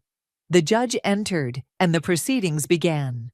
As the charges were read, fraud, embezzlement, conspiracy, witness tampering, I watched Dad's shoulders sink lower and lower. How do you plead? The judge asked. Dad looked back at us, his daughters, his ex-wife, the women he'd tried to silence. For the first time, I saw real fear in his eyes. Guilty, he whispered. I plead guilty. The courtroom erupted. Reporters rushed for the doors, racing to break the story. But we stayed, watching as Dad was led away in handcuffs. Outside, Anne met us with news. The board has voted. They want you both to take over the company. Both of us? Sabrina asked. Joint CEOs, Anne confirmed. They think it's the perfect way to restore public trust. Maria beamed with pride. Your mothers would have loved this. Speaking of mothers, I pulled out Mom's letter, the one that started everything. There's one part we haven't read yet, the last page. Sabrina and Maria moved closer as I read aloud. My precious daughters, by now you've found each other. You've faced your father and exposed his lies. But remember, the greatest revenge isn't destruction. It's creation. Build something new, something true, something worthy of the strength it took to get here. I love you both. Always, Mom. Tears streamed down Sabrina's face. She loved me too, even though she loved you because, Maria said softly. Just like I've always loved Deborah from afar. We hugged, right there on the courthouse steps. Two daughters, two mothers' legacies, one truth, finally set free. So, Anne said, wiping her own eyes, ready to run a company? Sabrina and I looked at each other, seeing the same determination, the same fire that had driven our mothers.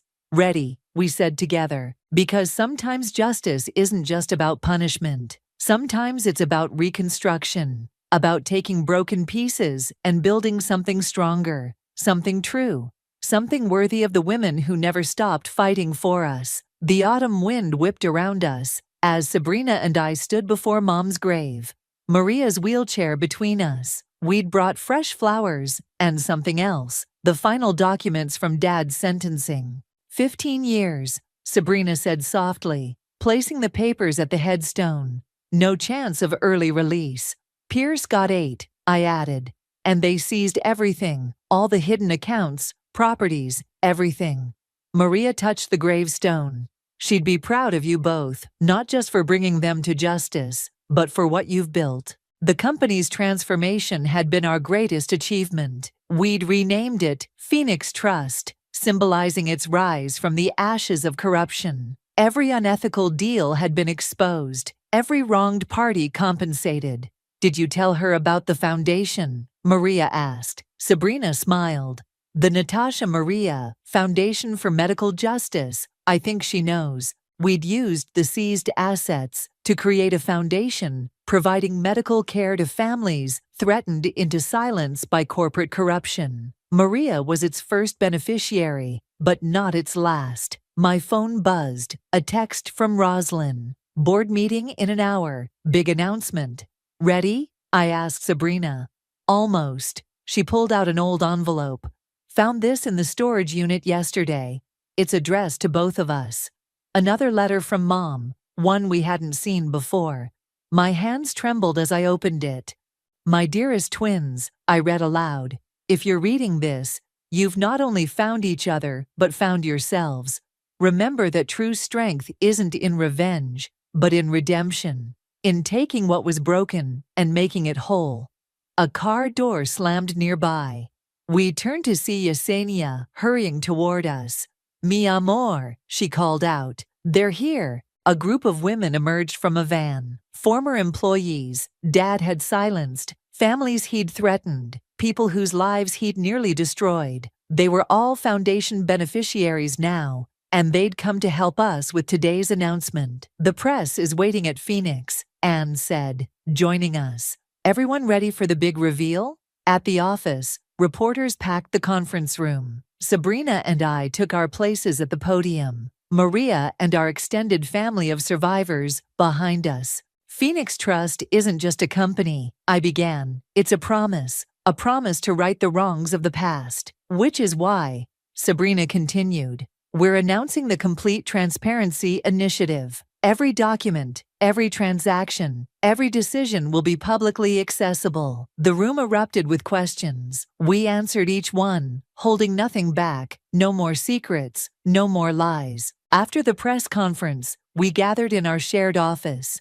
Once Dad's sanctuary of deception, now a space of healing. The walls, once bare, now held photos. Mom, Maria, us as babies, and dozens of foundation recipients. "Look what came from legal," Anne said, handing us a document. "Your father signed over his remaining shares. The company is completely yours now."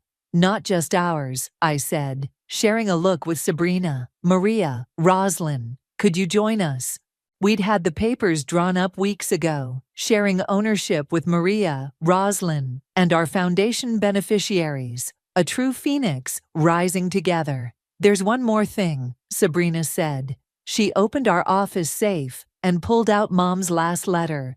The part we didn't read at the grave. I continued where we'd left off. "Making something whole, again, isn't about erasing the cracks. It's about filling them with gold, making them part of the story. Your father tried to split you apart, but in doing so, he gave you something precious, the chance to choose each other, to choose truth, to choose love."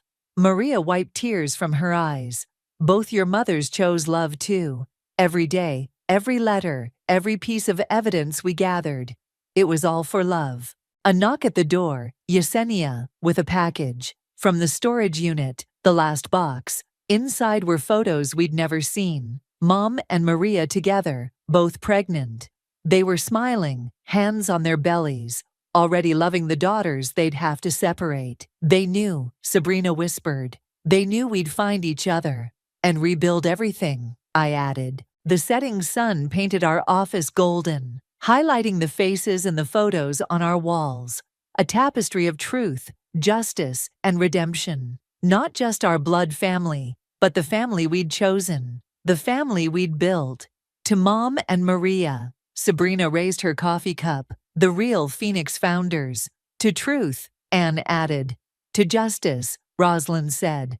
"To family," Maria finished. I looked around at these incredible women, my sister, our mothers, our chosen family, and felt Mom's words echo in my heart. The cracks in our story weren't flaws to be hidden. They were gold-filled seams that made us stronger, more beautiful, more true. We'd done more than expose lies or right wrongs. We'd created something our mothers had always dreamed of. A place where truth wasn't just spoken, but lived. Where justice wasn't just served, but shared. Where family wasn't just born, it was chosen, again and again, with every beat of our healing hearts. I should have known something was wrong when my brother couldn't stop smirking during Mom's famous pot roast dinner. That stupid grin of his always meant trouble was coming, but this time, he'd gone too far. I'm Taylor, and at 28, I thought I'd seen all of Zane's hilarious pranks.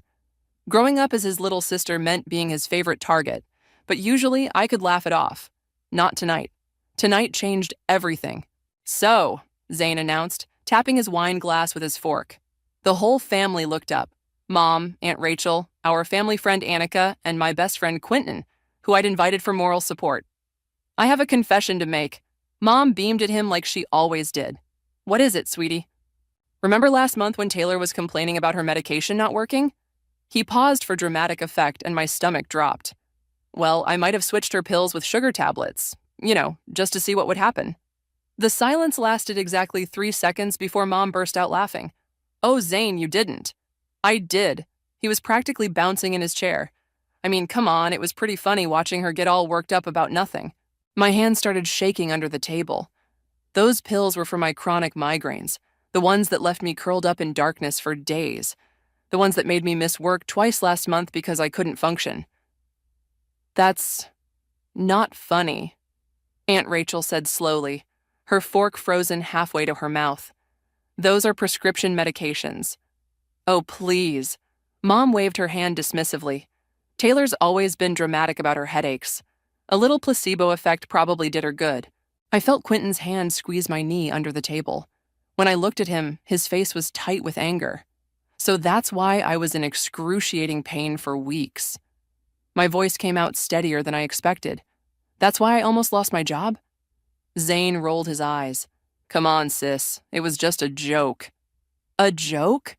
I pushed my chair back, the legs scraping against the hardwood floor. I ended up in the ER, Zane. Remember that? Or were you too busy laughing about your brilliant prank? Taylor, honey, sit down, Mom said, still fighting back giggles. You're making a scene. I looked around the table. Aunt Rachel was shaking her head in disgust. Annika was staring at her plate, clearly uncomfortable. Only Quentin met my eyes, giving me a slight nod of support. Making a scene? I grabbed my water glass, my hand trembling. You want to see a scene? Taylor, Quentin warned softly. I set the glass down, hard. Water sloshed onto the pristine tablecloth, making Mom gasp. You know what? I stood up. I'm done. I'm done with your pranks, Zane. I'm done with you laughing them off, Mom. And I'm especially done with being the family joke. Oh, don't be so sensitive, Zane called after me as I headed for the door. It's not like you died or anything. I stopped at the doorway, my eyes falling on Mom's prized collection of glass elephant figurines, the ones she'd inherited from Grandma, the ones she loved more than anything, maybe even more than her own children. No, I didn't die, I said quietly, but something will. What's that supposed to mean? Mom asked, finally sounding worried. I turned back to face them, forcing a smile. Nothing. Absolutely nothing. Enjoy your dinner. As I walked out, I heard Aunt Rachel's voice. You should be ashamed of yourselves. Quentin caught up with me in the driveway. Taylor, wait. Did you see them? I was pacing, my hands clenched into fists.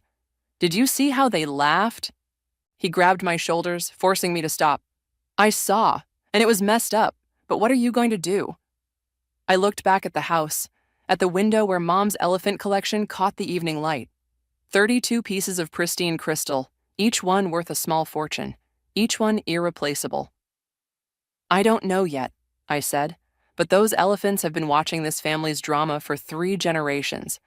Maybe it's time they did more than just watch. Quentin's eyes widened slightly. Taylor, don't worry, I said, already feeling calmer as a plan started forming in my mind. I'm not going to do anything crazy. I'm just going to make sure karma does its job.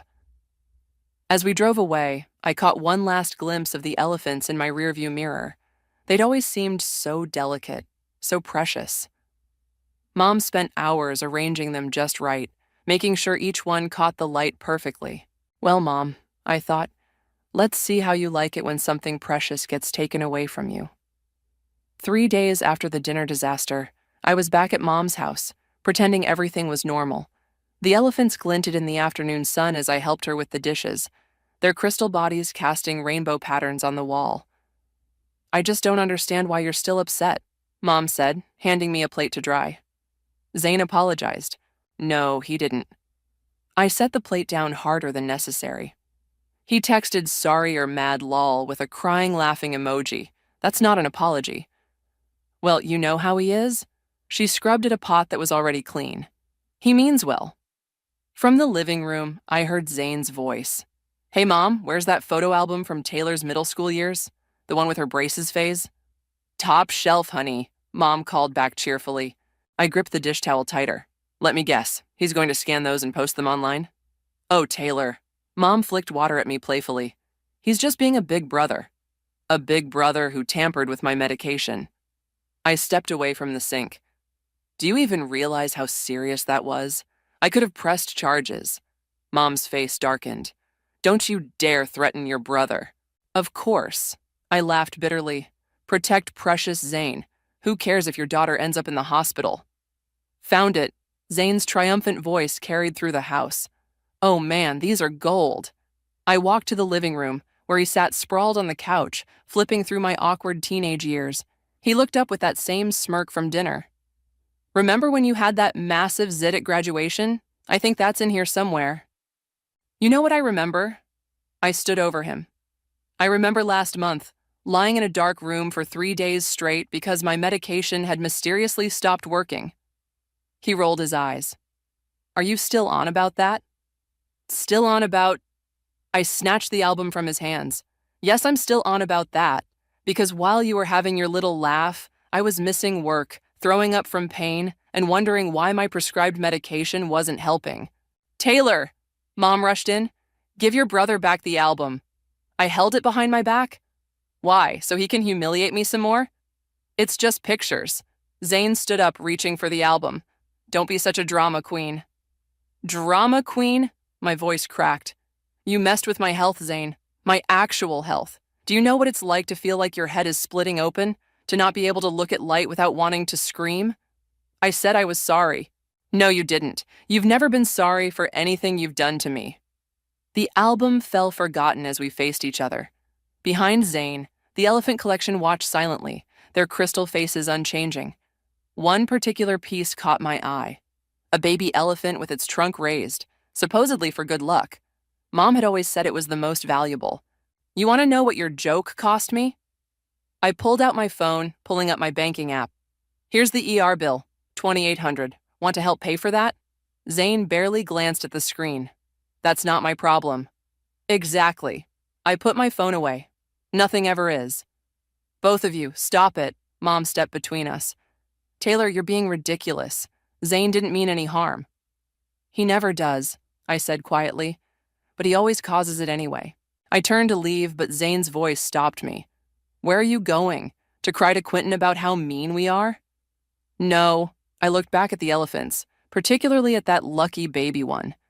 I'm going to do what you taught me, Zane. I'm going to have some fun. What's that supposed to mean? Mom asked, suddenly protective. Of the wrong thing, as usual. Nothing. I smiled, the same way Zane did before his pranks. Just that maybe it's time I developed a sense of humor, too. As I left, I heard Mom comforting Zane, telling him I'd get over it eventually. She had no idea that I already had something better in mind. Getting over it wasn't the plan anymore. I pulled out my phone and dialed Annika's number. She answered on the second ring. Taylor, are you okay?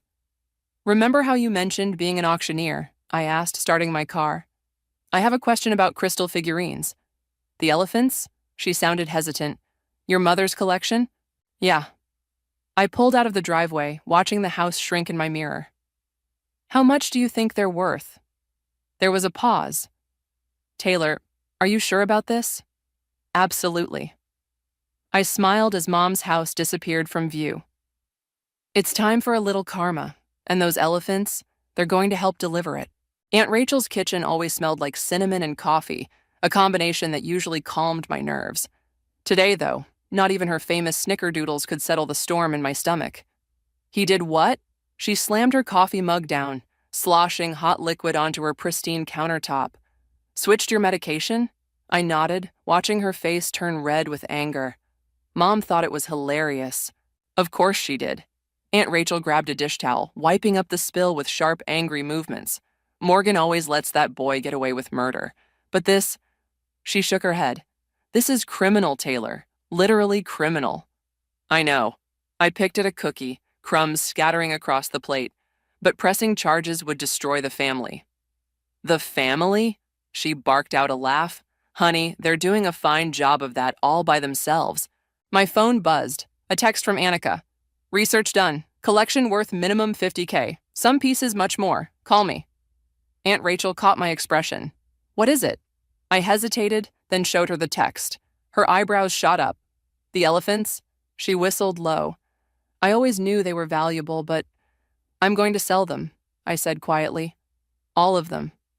She sat down heavily across from me. Taylor, before you try to talk me out of it, I'm not. She reached across the table, gripping my hand. I'm going to help you. I blinked. What? Those elephants? She squeezed my hand. They've been watching this family's dysfunction for decades. Your grandmother, my mother, she wouldn't have wanted them used as props in Morgan's shrine to denial. My phone rang. Annika again. I answered on speaker. Taylor? Annika's voice filled the kitchen. I've been making calls. There's an auction next month focusing on crystal collections. Very exclusive. The timing couldn't be better. Aunt Rachel leaned forward. Annika, it's Rachel. How would you handle the logistics? Rachel! Annika sounded relieved. Good, you're there. Look, I can arrange everything. Private viewing, authenticated documentation, the works. But Taylor, she paused. Are you absolutely sure about this? I thought about Zane's smirk, Mom's dismissive laugh, the way they both treated my pain like a punchline. I'm sure, but I have one condition. I took a deep breath. Whatever money we make, I want it donated to the women's health clinic downtown, the one that helps people who can't afford medical care. Silence filled the line. Then Annika laughed. That's actually perfect. Poetic justice, Aunt Rachel murmured, a small smile playing on her lips. Okay, Annika's voice turned businesslike. Here's what we need to do. A knock at the door interrupted her. Aunt Rachel went to check, then came back looking worried. It's Quentin, she whispered. I quickly switched off speaker. Annika, I'll call you back. Quentin walked in, looking concerned. Your mom called me. She's worried about you. Of course she is. I rolled my eyes. Now that I'm not playing along with Zane's jokes, suddenly I'm the problem. He sat down, stealing a cookie. She said you seemed different, planning something. Maybe I am. I met his eyes. Would that be so wrong? He studied me for a long moment. The elephants? How did you... The way you looked at them before we left. He shrugged. I know that look, Taylor. It's the same one Zane gets before a prank. This isn't a prank. I leaned forward. This is justice. Through revenge? Through consequences. Aunt Rachel cut in. There's a difference. Quentin looked between us, then slowly nodded. Okay. What do you need from me? Really? I hadn't expected him to agree so easily. Really? He grabbed another cookie. They crossed a line, Taylor. Way over it. And sometimes... He glanced at the family photos on Aunt Rachel's wall, at the years of memories and moments. Sometimes family needs a wake-up call. My phone buzzed again. Another text from Annika. Auction house very interested. Need items within 2 weeks. Possible? I looked at the 3 people in the kitchen.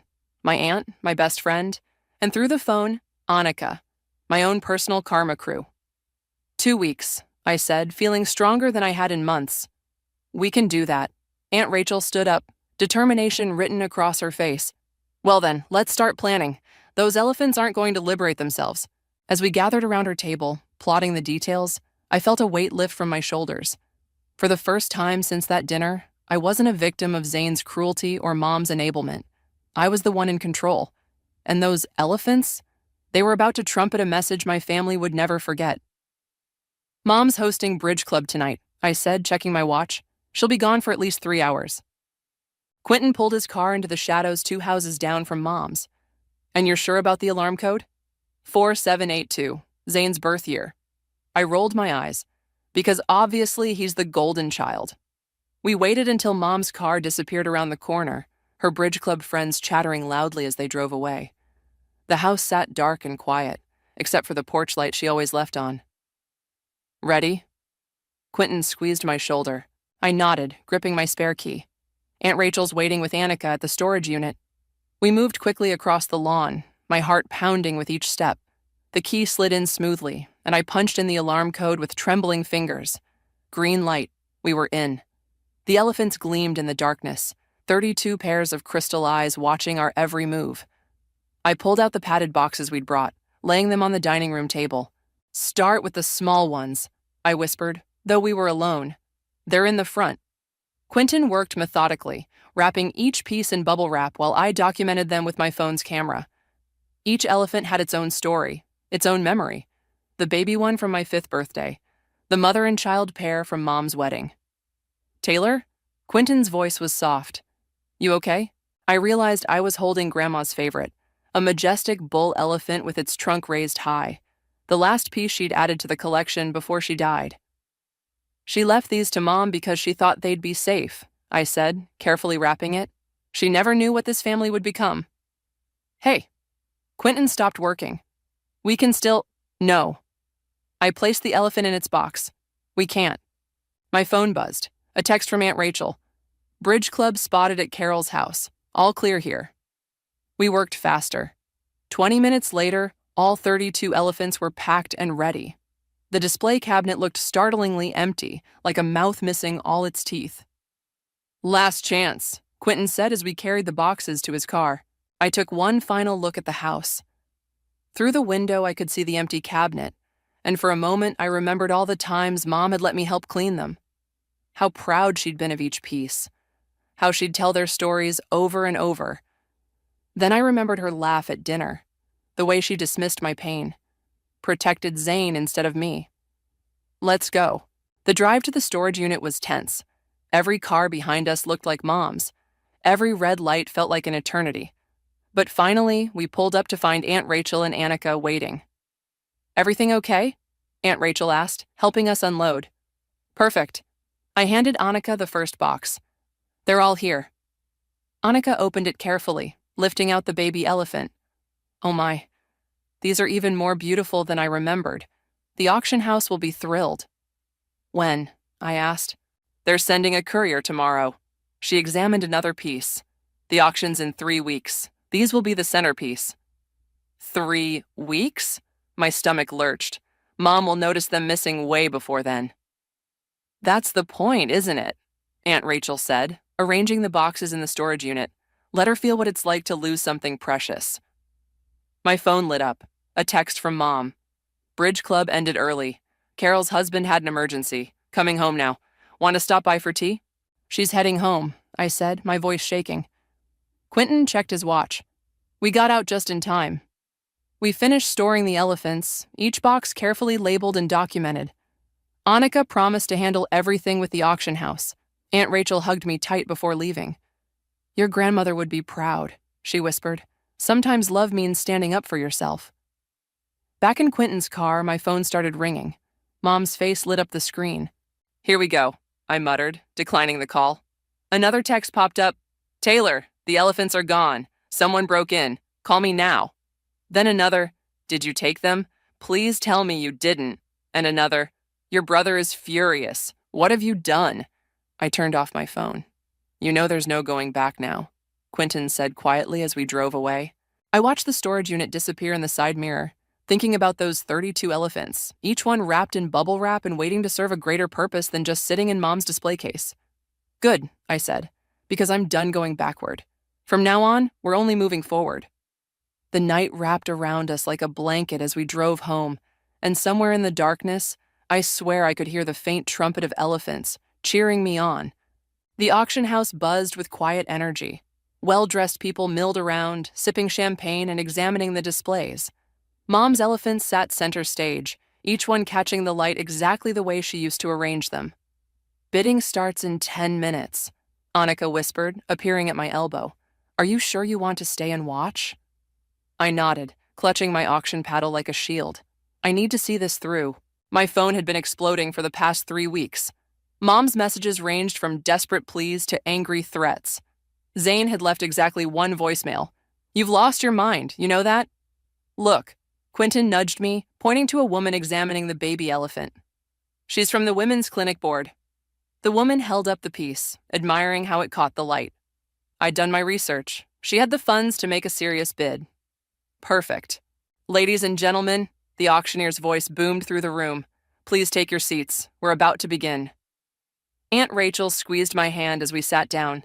"Remember, whatever happens, you're doing the right thing." The first few lots went quickly. Antique vases, rare books, vintage jewelry. Then, Lot 47, the Eleanor Holmes Crystal Elephant Collection. 32 pieces, mint condition, with full documentation of provenance. Opening bid at $50,000. A paddle went up immediately. Then another. And another. 60,000. 75. 80,000. My heart raced as the numbers climbed. The woman from the women's clinic kept bidding, her face determined. $120,000, she called out clearly. The room fell silent. The auctioneer looked around. "Going once?" My phone buzzed. "Mom again. The police are involved now. You've gone too far." "Going twice." Another paddle rose. 150,000. The clinic board member didn't hesitate. 175. 200,000. The other bidder countered. I held my breath. The clinic member consulted briefly with her colleague, then shook her head. She was out. 200,000 going once. Aunt Rachel gripped my arm. "Taylor?" "Going twice." I raised my paddle. 250,000. Gasps rippled through the room. Annika's eyes widened. The other bidder turned to look at me, then slowly lowered their paddle. "Sold," The gavel cracked like thunder. To paddle number 47. Taylor, Quentin hissed. What are you doing? I stood up, my legs shaking. Excuse me, I called out. I'd like to donate this entire collection to the Downtown Women's Health Clinic in honor of my grandmother Eleanor Holmes. The room erupted in applause. The clinic board member rushed over, tears in her eyes. This is incredible, she stammered. The clinic has been struggling to stay open. This will fund our operations for years. Cameras flashed. Someone from the local paper appeared, asking for a statement. Through it all, my phone kept buzzing. Finally, I answered it. Where are they? Mom's voice was hoarse. Taylor, please. Turn on Channel 7 tonight, I said calmly. You'll see exactly where your precious elephants ended up. They weren't mine to sell? Her voice cracked. How could you? How could I? I laughed, but there was no humor in it. How could you laugh when Zane put my health at risk? How could you dismiss my pain? Those elephants are going to help people now, Mom. People like me, who need medical care they can't afford. Silence filled the line. Then quietly, Zane's here. He wants to talk to you. No. I watched as the clinic staff carefully packed up the elephants. I'm done talking. It's time for you both to listen. I hung up as reporters gathered around. Ms. Holmes, can you tell us what inspired this generous donation? Looking straight into the cameras, knowing Mom and Zane would see this later, I smiled. Sometimes, I said clearly, the best way to heal is to help others heal too. These elephants have been silent witnesses to family drama for too long.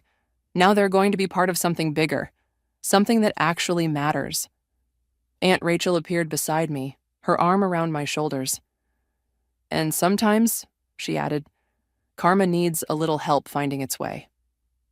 Later, as we watched the elephants being loaded into the clinic's van, Quentin handed me a cookie. Snickerdoodle? He grinned. Aunt Rachel stress-baked all morning. I took it, feeling lighter than I had in weeks. You know what's funny? I actually feel sorry for them now. Why? Because they'll never understand what they did wrong. I brushed crumbs from my dress. But at least now, every time they think about those elephants, they'll remember that actions have consequences. And karma, Aunt Rachel added, has a way of coming back around. We watched the van drive away, 32 crystal elephants heading toward their new purpose. Behind us, my phone stayed silent, and for the first time in weeks, that silence felt like victory. 1 week after the auction, Mom insisted on another family dinner. To talk things through, she'd said. I knew better. This was an ambush. I arrived last, walking into a tension so thick you could cut it with one of Mom's fancy butter knives. The empty display cabinet loomed in the corner like a missing tooth in an otherwise perfect smile. Well, Zane drawled from his seat. Look who finally decided to grace us with her presence. Zane, Mom warned, but her tone lacked conviction. She bustled around, setting down a casserole. Taylor, honey, sit down. I made your favorite.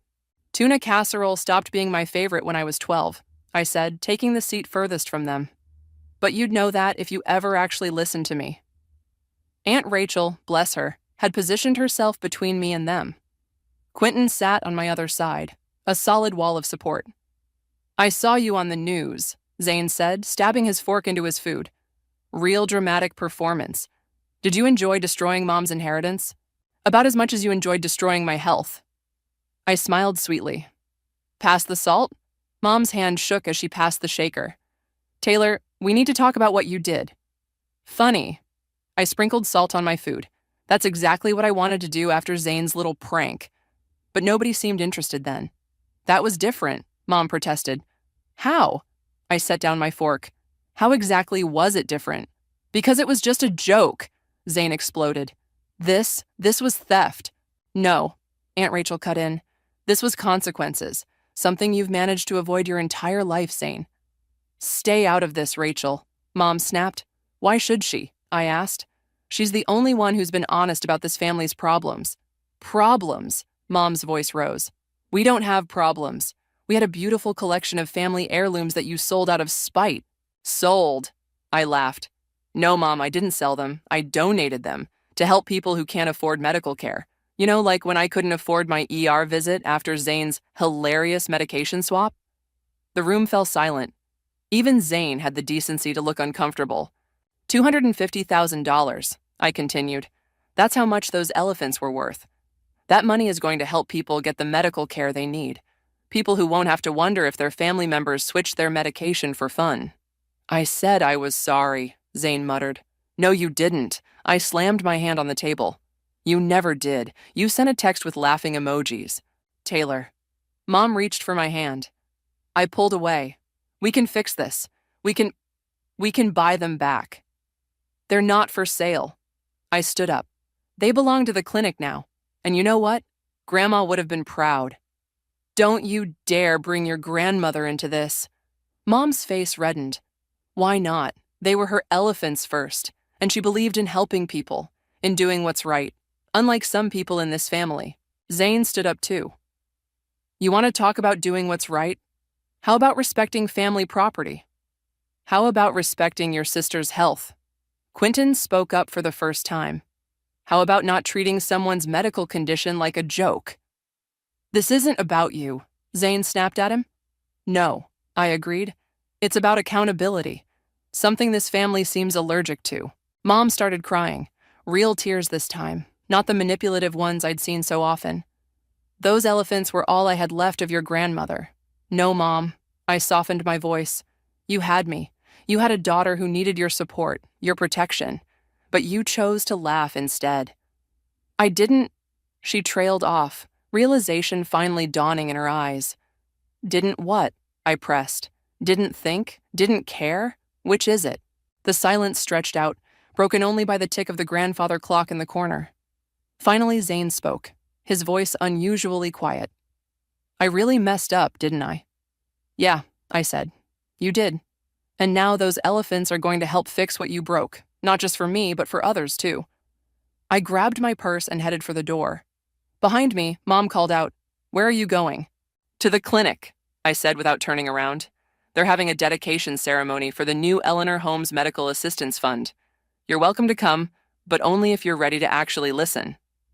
As I walked out, I heard Aunt Rachel's chair scrape back. Then Quentin's. Their footsteps followed me down the hallway. The empty display cabinet caught the evening light one last time as I left, its glass shelves now serving as mirrors, reflecting back the truth this family had avoided for so long. Sometimes the biggest statements are made in empty spaces. The clinic's conference room buzzed with activity as staff arranged chairs and hung a banner reading, Eleanor Holmes Medical Assistance Fund. The elephants stood proudly in a new display case, catching the afternoon sun just like they used to in Mom's house. Taylor? Dr. Sarah, the clinic director, touched my arm. We're ready to begin if you'd like to say a few words. I nodded, adjusting my note cards. The room was packed. Clinic staff, local media, even some former patients. Aunt Rachel and Quentin sat in the front row, beaming.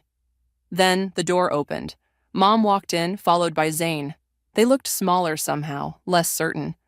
Mom's eyes immediately found the elephants, and I saw her hands clench into fists before relaxing. I didn't think you'd come, I said as they approached. We almost didn't, Zane admitted, but then we saw the news report about what this fund will do. Before I could respond, Dr. Sarah called everyone to attention. Welcome, everyone. Today marks a new chapter for our clinic.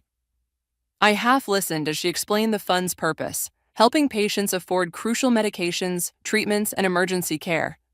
My eyes kept drifting to Mom and Zane, watching their reactions. And now, Dr. Sarah smiled, I'd like to introduce Taylor Holmes, whose generous donation made this possible. The room applauded as I stepped up to the podium. My prepared speech felt wrong suddenly, so I set the cards aside. 3 months ago, I began, someone switched my medication with sugar pills as a joke. I looked directly at Zane. I ended up in the ER, unable to afford the treatment I needed. Mom shifted uncomfortably in her seat. But this isn't about revenge, I continued. It's about transformation. These elephants watched our family for 3 generations. Now they're going to watch over people who need help, who need hope. I gestured to the display case. My grandmother collected these because she believed beautiful things should serve a purpose. Today, they'll help ensure that no one has to choose between medical care and paying their rent. No one has to suffer because they can't afford their medication. Zane's face had gone pale. Mom was crying silently. The Eleanor Holmes Fund will provide assistance to hundreds of patients every year, And every time someone receives help, these elephants will be here, reminding us that sometimes the most valuable things we own are worth more when we give them away. The applause was thunderous. Dr. Sarah announced that the fund had already helped 3 patients this week. As people mingled afterward, Zane approached me. "Can we talk?" He looked different, humbled. "Please." We moved to a quiet corner. Mom joined us, her makeup streaked with tears. "I get it now," Zane said quietly. "What I did, it wasn't just a prank. I could have killed you." "Yes," I said. "You could have." "And Mom's voice cracked. "I enabled it. All these years I laughed it off, made excuses." She touched my arm hesitantly. "I failed you, Taylor." "You did," I agreed. "Both of you did." "The elephants," Zane gestured to the display. "Grandma would have approved, wouldn't she?" "She would have done it herself," Aunt Rachel said, joining us. "Morgan, remember how she volunteered at the free clinic every Wednesday?" Mom nodded, wiping her eyes. "I forgot that. I forgot a lot of things, it seems." "I'm sorry," Zane said suddenly. "Really sorry. Not with emojis or excuses, just sorry." "Me too," Mom added. "I know it's not enough, but it's a start," I cut in. "A real start this time." Dr. Sarah appeared with a patient, a young woman about my age. "Taylor, this is Jessica. She received her migraine medication today, thanks to the fund." Jessica hugged me impulsively. "Thank you," she whispered. "I've been choosing between medicine and groceries for months." I hugged her back, feeling Zane and Mom watching. As Jessica walked away, Zane cleared his throat. "How much?"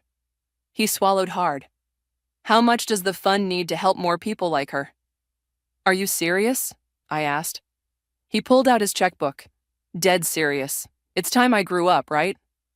Mom reached for her purse, too. "Count me in." I watched them write their checks, larger amounts than I expected. As they handed them to Dr. Sarah, I felt something shift in the air, like the last piece of a puzzle falling into place. Behind us, the elephants stood guard, their crystal forms catching and reflecting the light, transforming it into something new and beautiful, just like us. "So," Aunt Rachel said, putting her arms around me, "was it worth it?" I looked at my family, really looked at them, and saw change where there used to be denial, understanding where there used to be dismissal. "Yeah," I said, "it was worth every penny." "Ready for this?" Quentin asked as we pulled up to Mom's house for Sunday dinner. I nodded, clutching the small gift bag in my lap. Through the window, I could see Mom setting the table. No fancy china this time, just regular plates. Progress. Inside, the empty display cabinet was gone. In its place stood a small table with a single crystal elephant, not from the original collection, but a new one Zane had found at an antique shop. "Taylor!" Mom hurried over, hugging me. "I made lasagna, real lasagna, not tuna casserole." "You remembered?" I said, surprised. "I'm trying to." She squeezed my hand. "Really trying." Zane emerged from the kitchen, wearing an apron and carrying a salad bowl. "Hey sis, you're just in time. I only burned the garlic bread a little." "You cooked?" "Taking a cooking class," he shrugged. "Turns out there are better hobbies than pranking your sister."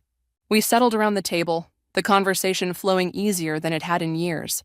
No forced laughter, no tense undercurrents. Just family, finding their way back to each other. "Before we eat," I said, pulling out the gift bag, "I have something for you both." Mom and Zane exchanged glances as I handed them each an envelope. "What's this?" Mom asked, opening hers. "Read it out loud," I suggested. She cleared her throat. "Dear Mrs. Holmes, thanks to your recent donation to the Eleanor Holmes Fund, we were able to provide emergency medication to twins Sarah and Samuel, age 6. Their mother wrote, 'I can finally sleep at night knowing my babies can breathe properly.'" "There's a picture." Mom's voice cracked as she looked at the photo of 2 smiling children holding their inhalers. Zane opened his envelope next. "Your contribution helped Janet, age 29, receive critical migraine treatment. She's now back at work and able to support her family." He looked up at me. "You're keeping track?" "The clinic sends monthly updates about who the fund helps." I smiled. "I thought you'd want to know what those elephants are doing now." "There's more," Quentin said, nodding at the gift bag. Mom reached in and pulled out a small photo album. On the cover was a picture of the elephant collection in its new home at the clinic.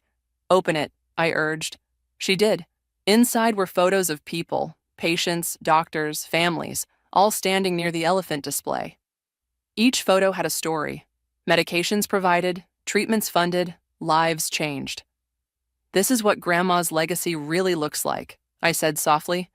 "Not just beautiful things behind glass, but real help for real people." Zane wiped his eyes quickly. I, actually have something too." He disappeared into the kitchen, returning with an envelope of his own. "I registered for a pharmacy technician program." "What?" I stared at him.